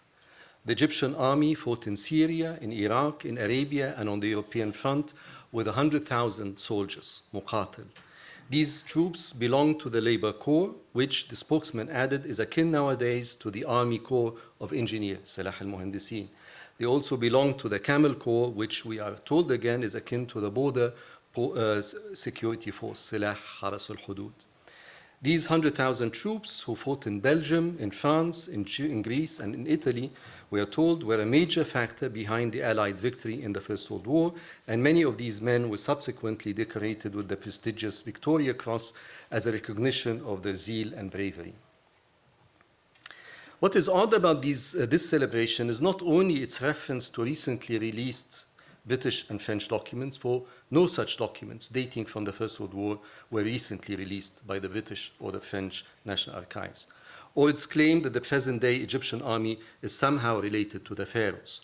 What was strange was the claim that Egyptian soldiers were decorated with the Victoria Cross, for there is not a single Egyptian among the 1,358 recipients of that award, assuming in the first place that receiving such an award from an imperial occupying power is something about which an Egyptian soldier should be proud. Above all, what was truly odd was that this was the first time we in Egypt have heard of the participation of the Egyptian armed forces in the First World War. For 99 years, the army never staged such a commemoration. But then suddenly, in 2013 and for the following 4 years, these celebrations were staged with such pomp and ceremony. In 2014, in 2015, in 2016, and in 2017, the army staged the same huge celebrations in which the same speech was delivered verbatim, albeit by a different major general each year. These celebrations culminated with a photo op in which the Egyptian flag was hoisted next to that of European countries, and European military attachés in Cairo appeared eager to correct a huge historical oversight and to recognize the forgotten sacrifices of the Egyptian army in the First World War. Then, suddenly, and on the centenary of the war's end last November, these celebrations ended as mysteriously as they had started 5 years prior. This time, no festivities were held, no speeches were delivered, and no pictures were taken. The only article that appeared in 2018 referring to the participation of the Egyptian armed forces in the First World War was a lead article in Al-Ahram written by Cairo University's political science professor Ali Din Hilal. Hilal's article repeated the same details mentioned in the Army's communiques of the previous years, but with two important differences. The first is that instead of stating that Egypt contributed with only 100,000 troops, Hilal claimed that the size of the Egyptian force was 1.5 million men. Secondly, Hilal thanked a certain Dr. Ashraf Sabri, who is identified as a specialist in military history, for his diligent research efforts and for unveiling to the world the size and nature of the Egyptian army's contribution to the First World War. This reference to Dr. Sabri confirmed my suspicion that it was this man who had convinced the army's high brass of the significance of the army's contribution to the war effort and of the importance of shedding light on a forgotten episode of Egypt's military history. Ever since the sudden start of these mysterious celebrations, I have been noticing oblique references to this doctor and have been curious to find out more about his contribution to military history. I managed to identify him in the various celebrations, but I failed to find any publications by him in Arabic or in any foreign language on the subject of the First World War, or any war for that matter, foreign or Egyptian. After a couple of Google hits, however, I finally came across an interview he gave in 2014 to Al Bawaba News, an online publication, in which it transpired that he was a doctor, all right, but a doctor in undersea medicine, Khabir fi Tibb al-A'maq. That he owns a scuba diving club in Sharm el-Sheikh and another one in Alexandria, and that it was while pursuing his hobby off the northern coast of Cairo, of Egypt, that he discovered shipwrecks dating from the First World War. This suspicious happenstance is what triggered his interest in the history of the First World War, but this interest was not directed to studying the impact this war had on Egyptian society, a subject that is well studied and meticulously documented, but at analyzing the participation of the Egyptian army in it, a subject that no one has ever heard of and one that has somehow evaded the attention of countless historians of the First World War.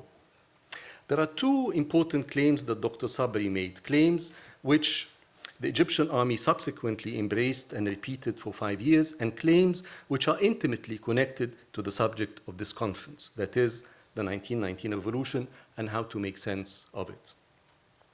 The first claim is that in 1914 there was indeed an Egyptian national army, and this army fought gallantly on Egypt's western, eastern, and southern borders.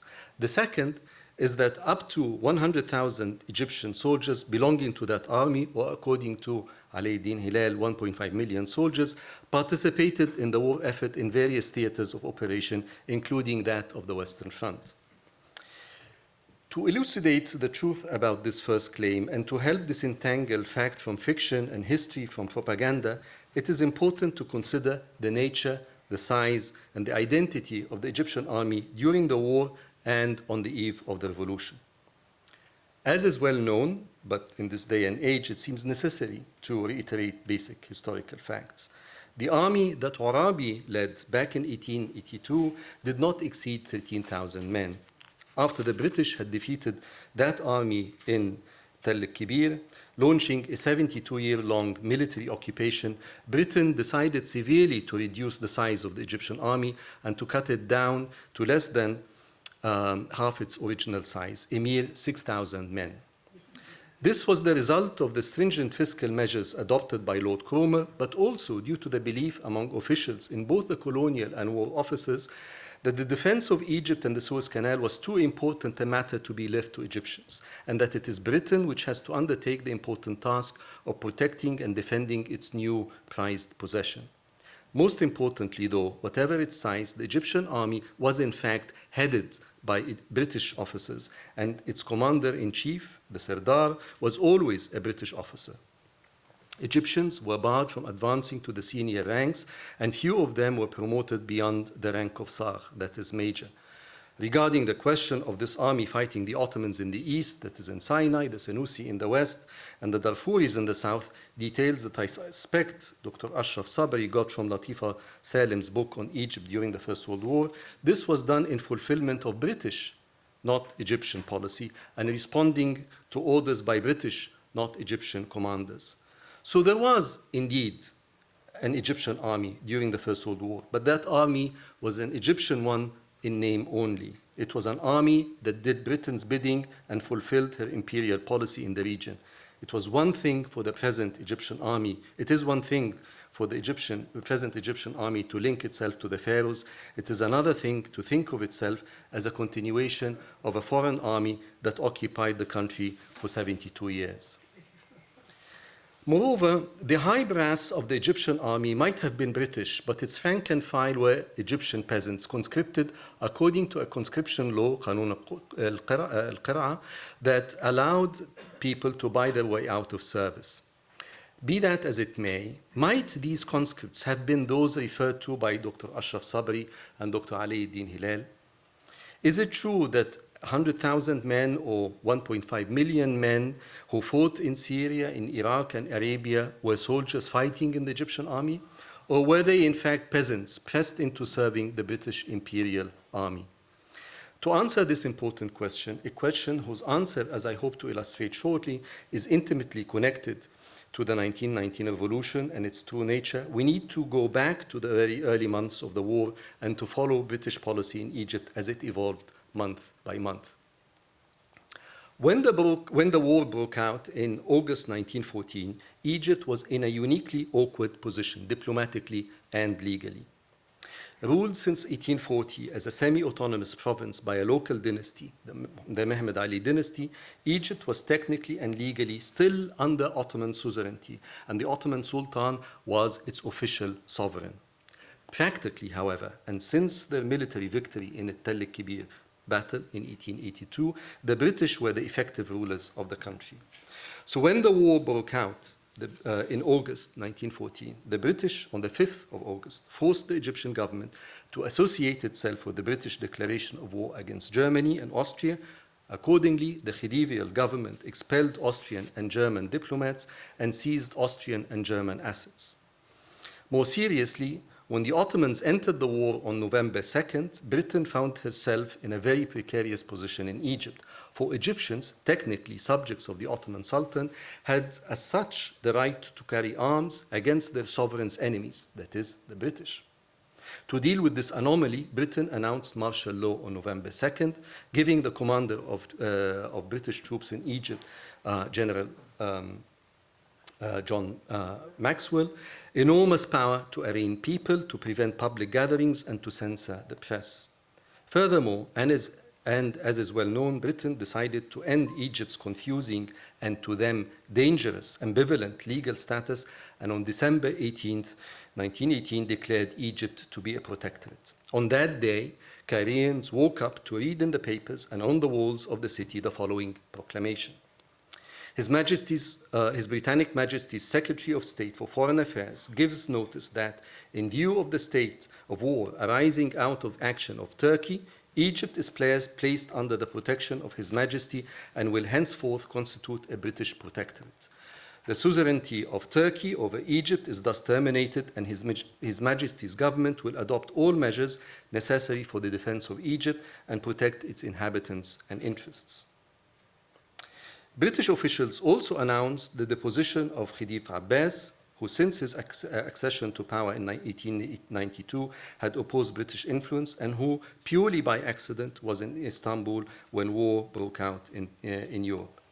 In Abbas's place, as Sultan of Egypt, the British selected his uncle Hussein Kamel, regarded as sympathetic to British interests. In the brief span of 5 months, Egypt had moved from an autonomous province of the Ottoman Empire, temporarily occupied by British forces until order should be restored, to a British protectorate under martial law. its Khediviate had been replaced by a sultanate, and its ruler, Abbas, a promoter of nationalist and anti-British activists, had been replaced by a pro-British monarch. Most crucially, concerned with where the loyalties of Egyptians lay and suspicious of the depth of their sympathies with the Sultan was doubling as a caliph, the British issued a declaration on November 7th, recognizing the religious and moral ties that Egyptians may have towards the caliphate and exempted them from military duty and announced that it alone will carry the burden of defending Egypt. However, given that the war dragged on for months and months with no end in sight, and given that throughout 1916 and early 1917, the British were facing serious difficulties in Gallipoli, in Al-Qut in southern Mesopotamia, and closer to home in the Sinai and Palestine campaign, British officials in London were having second thoughts about their earlier decision to exempt Egypt from the war effort. According to Kyle Anderson of SUNY, of State University of New York, who conducted the research in the British National Archives, the War Office wrote in May 1917 to the commander of the Egyptian Expeditionary Force, which again was Egyptian only in name, and which has been established a year before, telling him that, quote, "It is essential that all parts of the empire should share in the strain of the war as far as local conditions admit. As regards Egypt, I'm not satisfied that this is the case," unquote. By June 1917, the War Office suggested that forced conscription into the British Imperial Force be instituted with the aim of raising 17,000 men from the British-led Egyptian army. The idea of forced conscription was dropped, and instead, Egyptian peasants were to be asked to volunteer to serve in the imperial war effort in exchange for exemption from conscription.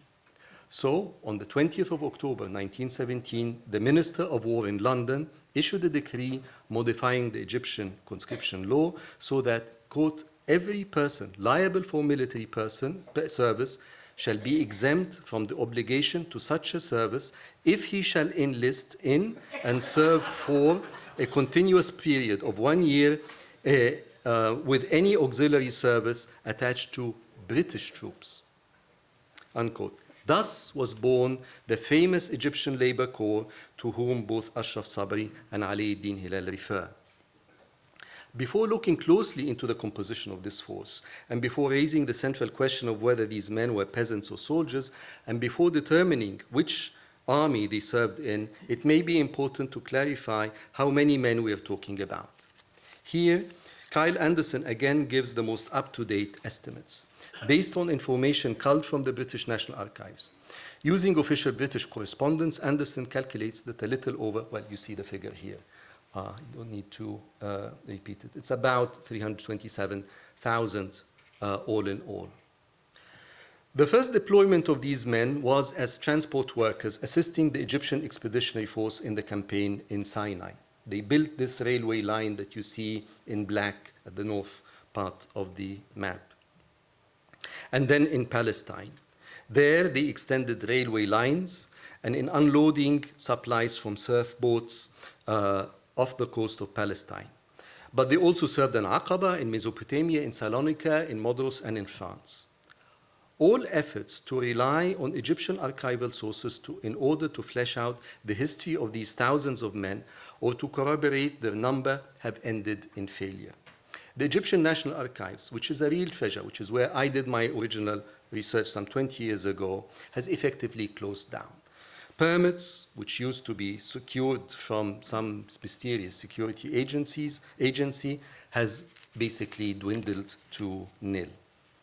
At the same time, the military archives, the Dar al-Mahfuzat al-Markaziyya bil-Quwat al-Musallaha, is an institution about which Egyptians are not even aware of its existence. And as far as I know, there are only 2 Egyptian historians who have been admitted in it. As a result, researchers eager to find out more about the Egyptian Labor Corps, who its members were, and how they experienced war, have to rely on non-Egyptian, primarily British sources. I have already referred to Kyle Anderson's research into British correspondence housed in the Egyptian National Archives here at Kew. Anderson takes us into the nitty-gritty details of the recruitment process and how these men were volunteered into service by their umdas and their provincial governors. Two key points become immediately obvious from Anderson's careful research.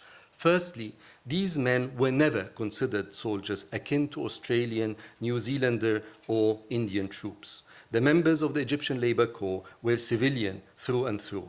They were never given military ranks, never received military training, and never handed military uniforms.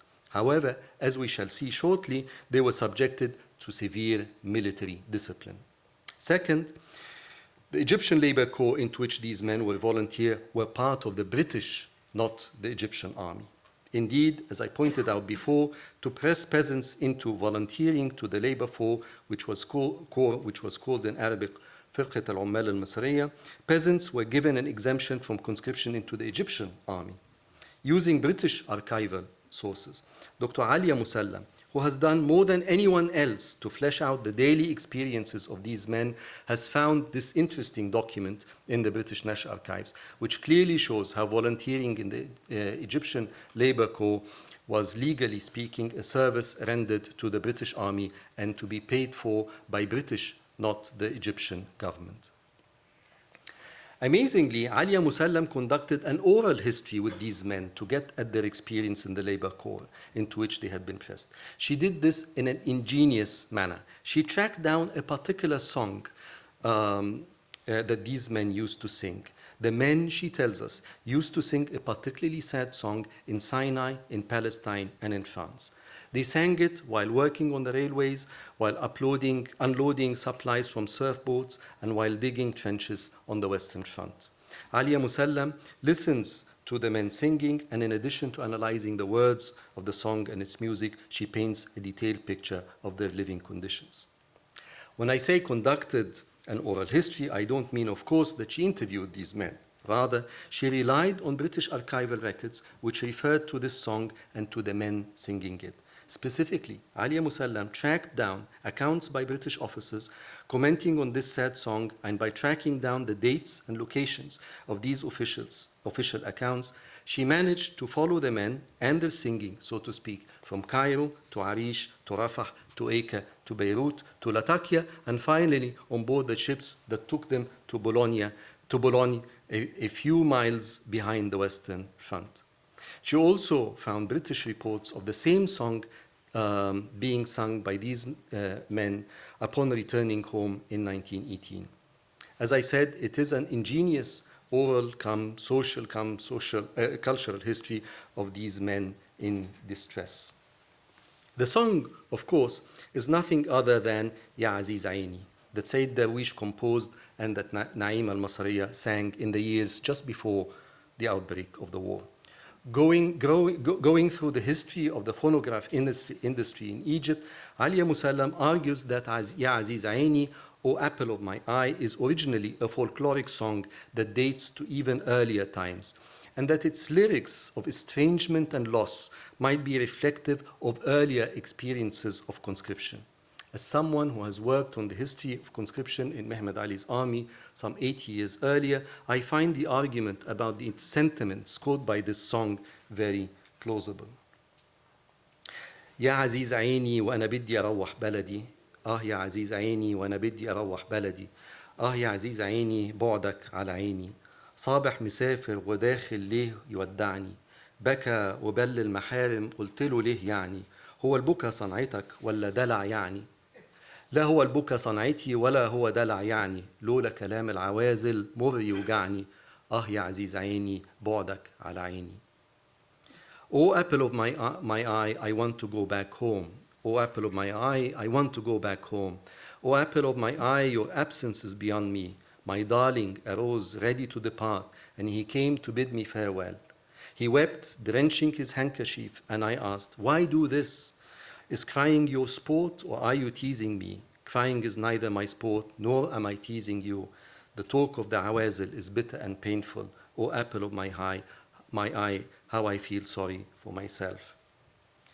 Analyzing the song, Alia Musallam argues that the song is layered in format. It sways back and forth between the experience of those who were sent to the war, in the refrain, "Oh, apple of my eye, I want to go back home," and the bitterness of those left behind is crying your sport, or are you teasing me? Crucially, Musallam remarks that in later versions of the song, versions contemporaneous with the war, the words of the refrain changes to "Baladi ya baladi was-sulta khadat baladi waladi," or my home country, and the authorities have taken my son. The song, in its different versions, plucks at chords of estrangement experienced in Upper Egypt prior to the war and extending through it. In another brilliant study, Alia Musallam analyzes this key term, as-sulta, the authorities. Continuing her pioneering oral history project, she listens to performances and jokes by workers on local and war fronts, overheard and documented in detail by an overseeing lieutenant, as well as chants and slogans during the 1919 revolt that show an anti-government and often an anti-Wafd sentiment. She then grafts this oral material, so to speak, onto the amazing memoir of Ismat Saif al-Dawla, published in 2 volumes in 1995-96.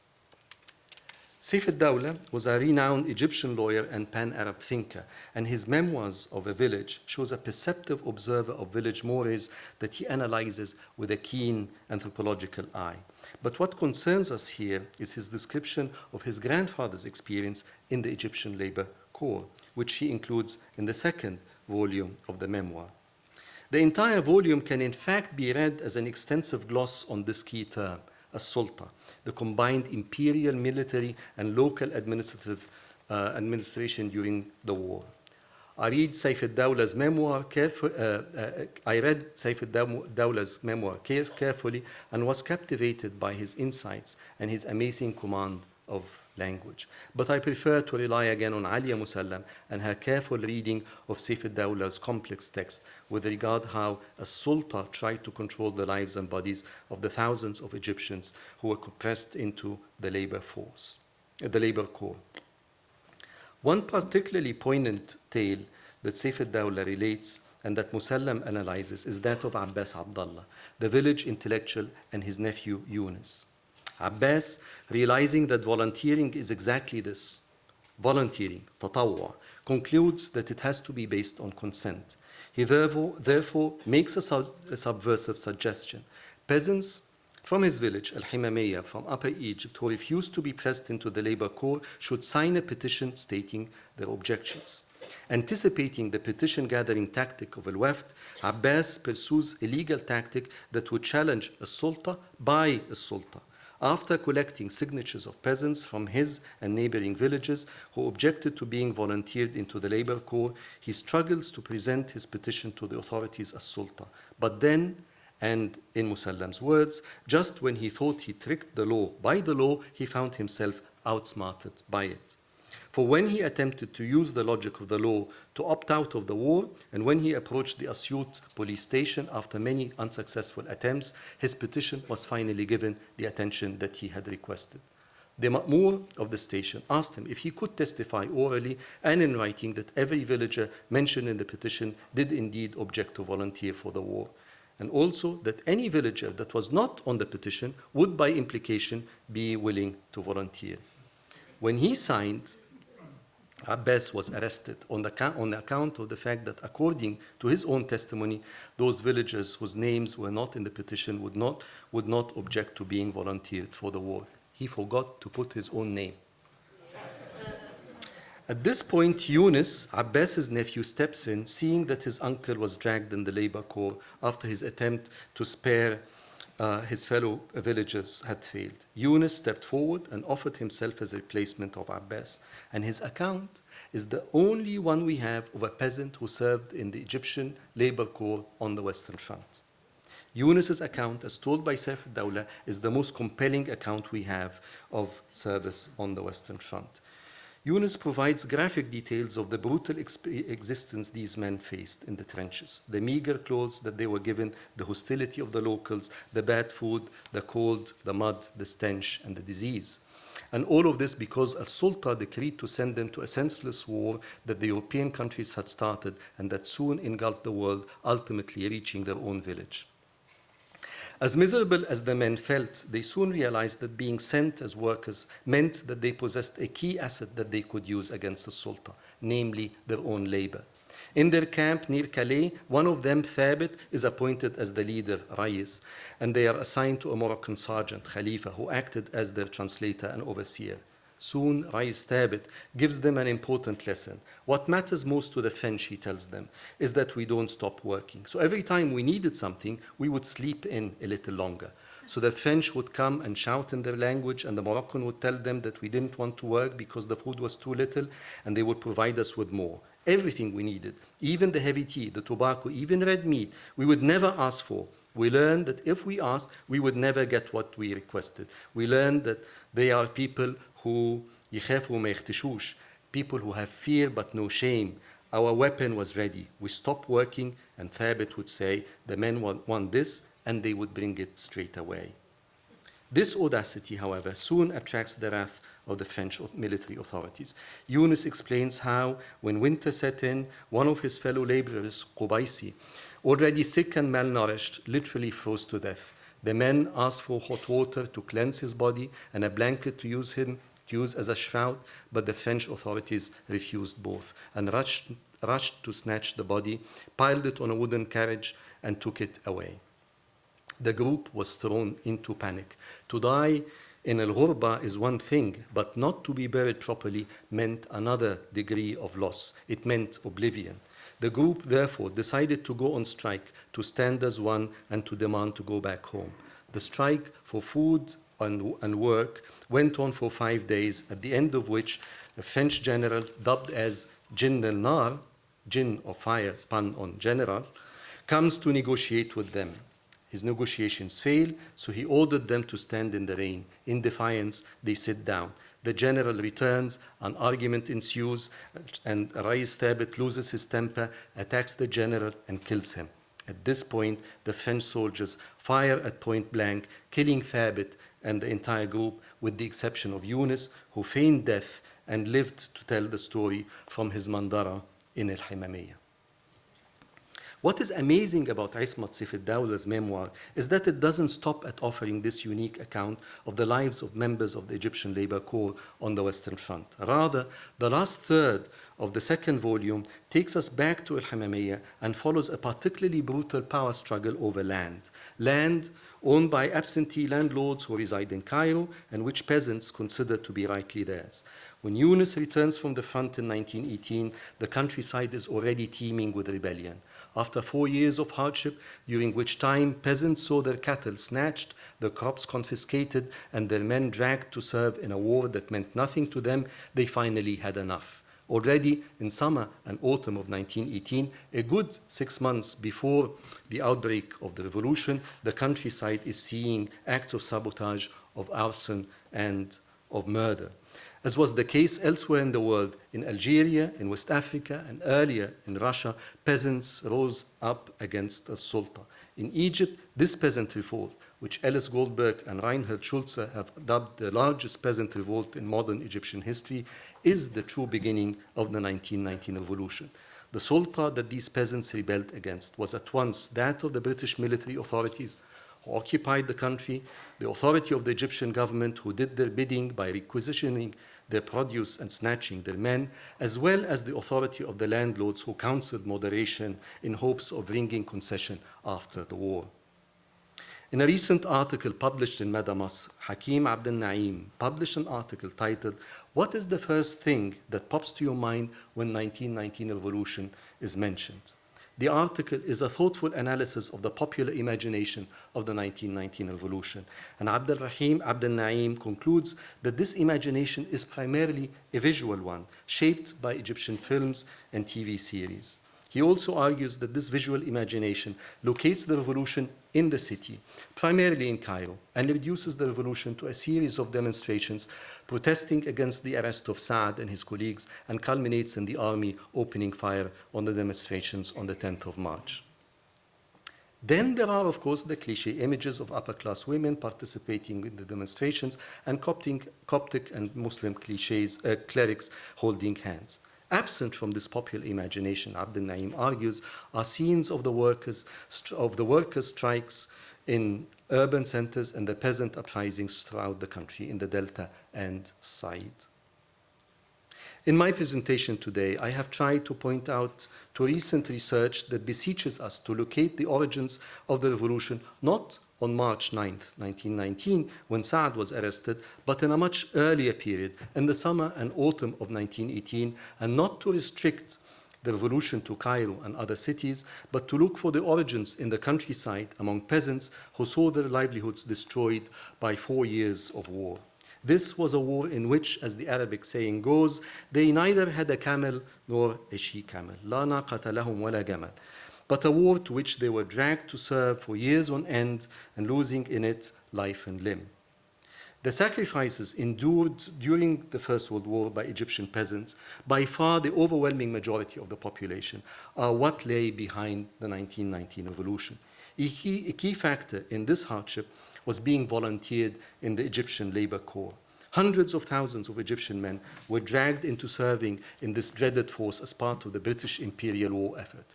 The months they spent in the different fields of operation in Mesopotamia, in Palestine, in Gallipoli, and on the Western Front hardened them and threw into sharp relief the injustice they suffered from back home.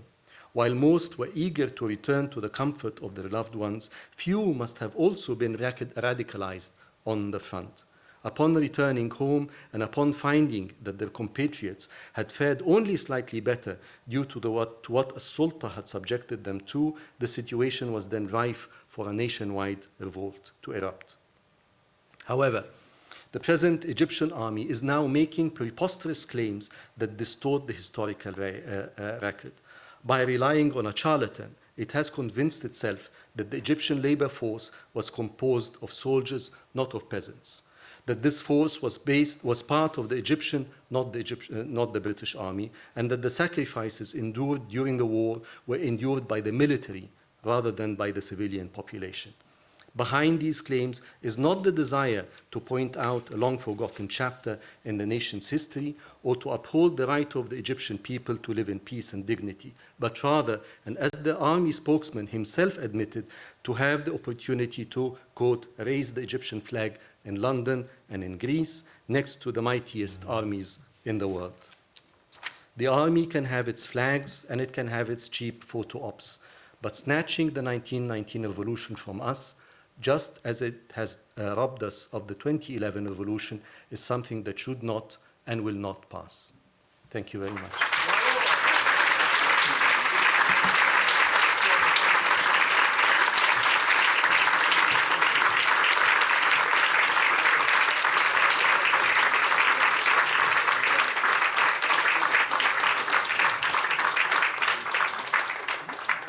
Thank you, Khalid. Khalid has done his stuff. You must now do your stuff and be brief. That's your job, and my job is to get you out on time. A bit like Brexit, I suppose. And I shall say no more. Who wants to begin? Catch my eye, please, if you do. Nobody? I can't believe it. You're at the back, sir. And then after him, Eugene Rogan with the distinguished white hair. Presumably, this tells us much more about the role of the Egyptian army in Egyptian politics and Egyptian society today than anything in 1919. Would you care to comment on that? The Egyptian army has a very keen sense of its history. It has a very consistent narrative, a compelling one, clear and consistent. It is only rivaled by the Muslim Brotherhood. in this respect. I think these are the two institutions in the country that have a very clear idea of where they come from and where they are heading. I think one of the many problems of the 2011 revolution, and I was there in Tahrir, is that with all the enthusiasm, the kids, the youth, and the activists, old and young, they really did not know where they are historically, where they are coming from, where they're heading. Hence the importance of an event like this, to alert ourselves of what is it that we're coming from. Are we connected 2011 to 1919? So according to the self-perception of the Egyptian army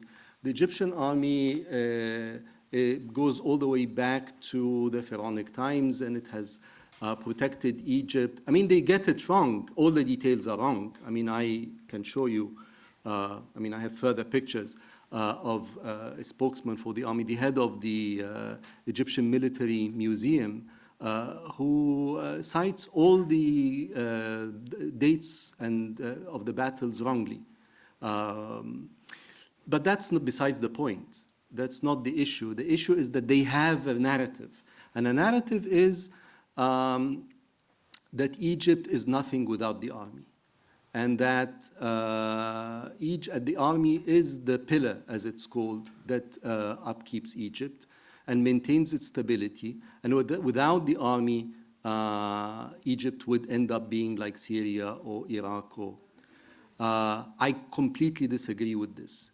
Egypt is strong because of its people, because of its institutions that we spent enormous effort building, the schools, the universities, the press, the syndicates, the bureaucracy, the judiciary. This is what prevents Egypt from slipping into chaos. This is what prevents Egypt from being tribal, that people can be members of sports clubs rather than tribal affiliations.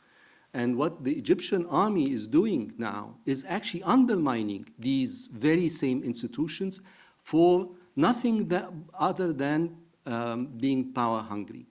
And then it uses this very consistent, powerful, and seductive narrative of we are the pillar, we are the last barrier to chaos. If you're happy, I'll try and take a couple of questions. Yes, please. Together. Eugene, near the back.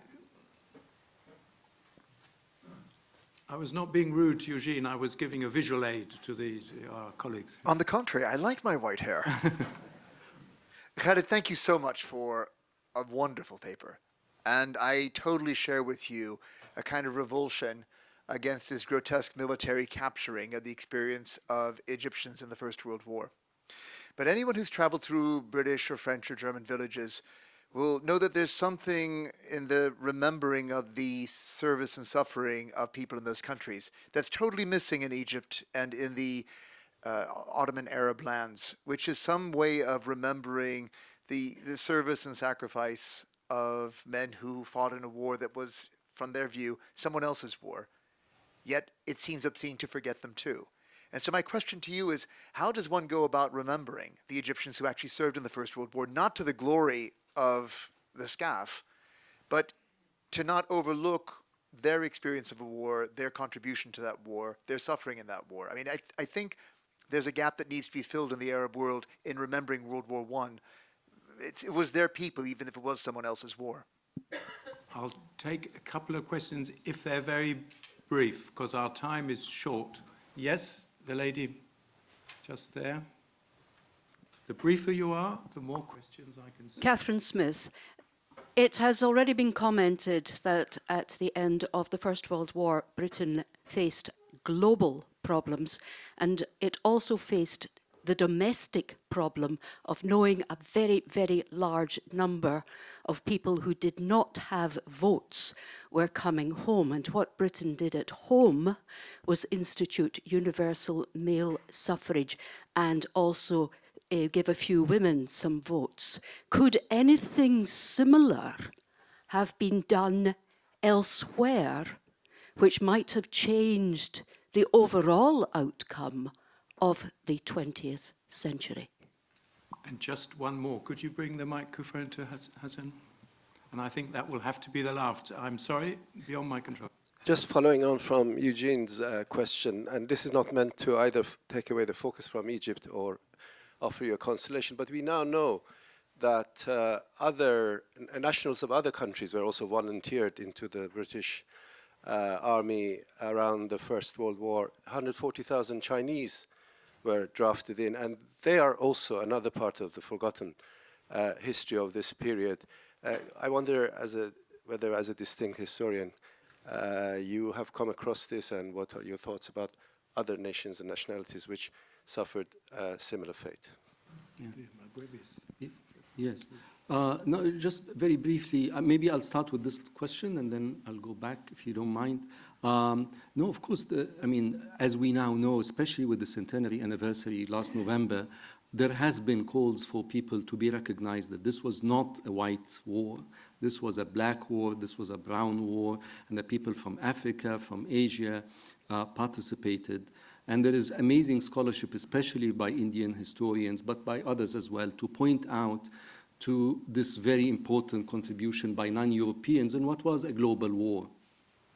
I'm not sure about the case of the Chinese. By the way, the pictures are all online in the Imperial Rome Museum website. And if you go to it, you'll see many, many, many pictures of Chinese and other, but especially Chinese workers. I'm not sure how the Chinese were conscripted, but I know that the Indians were conscripted, were soldiers. And the Africans were soldiers in the French army. What I'm trying to say is that these were not soldiers, were never really conscripted as soldiers, never received training. So I don't know if this is an anomaly that distinguishes the Egyptian Labor Corps from any other non-European, non-white participant in the First World War. I'm not sure, and I haven't studied this closely. Question about the what political reforms that could have happened precisely. I mean, but I think my argument is that one can think of 1919 revolution as exactly akin to the point you're mentioning. Soldiers coming from the front in this country were basically asking the serious, important, central political question. We have sacrificed, we have to have a say in ruling this country. And this is what happened. Through serious, perceptive, and difficult compromises by the ruling elite to prevent a Bolshevik revolution, they realized the significance and the danger of not yielding. The Egyptian one was problematic because we were fighting two battles. We're fighting for suffrage, we're fighting for freedom, we're fighting local despotism. That's why we wanted a constitution, but we're also fighting foreign occupation. And that is why it was a double challenge. And the jury is out as to whether we could have done better in 1919 or that this is the best that the leadership of that revolution could do. But you're absolutely right that was the key question. Eugene, I think exactly what Alia is doing. I'm not fond of war memorials and war graves, particularly. Maybe if it were 100 years ago, I would have seen the point. But I think, I watched the amazing this last year's memorials very closely. I watched them live, and I can't remember the name that was given to these amazing sculptures on sand, on beaches, in which poetry was read. That is what lasts. And the whole idea is that we don't need big monuments, we don't need statues, we don't need marble. We will etch the pictures, the portraits on the sand to be washed away by the tide, but the memory lingers. And the idea here is that the community comes and partakes, and it becomes theirs. The problem with monuments is that the state monopolizes it. And of course, this country was very careful about the cenotaph, that we don't want, and this becomes a local popular movement from below. And I think the way to do it in a place like Egypt, with these hundreds of thousands of people, is to alert Egyptians that this is us, not them. You see, the Egyptian are in the slogan, in the revolution early on, 2011, there was this slogan, Al-Jaysh wal-Sha'b b'Eid wahda. And I wrote an article, I called it Waw al-Atf. The problem is this waw in the middle, Al-Jaysh wal-Sha'b. It should be Jaysh al-Sha'b. The army is setting itself apart from the people. Okay, let them take the army. What do we do? These are our men, our grandfathers, our fathers. We want to remember them, and this is how we remember them. We tell the songs. I mean, they were illiterate, so there are no letters. Luckily, the imperial archives have the pictures. We have the songs that they sang, and we have these amazing memoirs. And I hope that this is a beginning of a historiographical research that will take a long, long time. The problem, of course, is the Egyptian archives is closed by the security. So that is another challenge. But with some work, hopefully, we will get there. Thank you.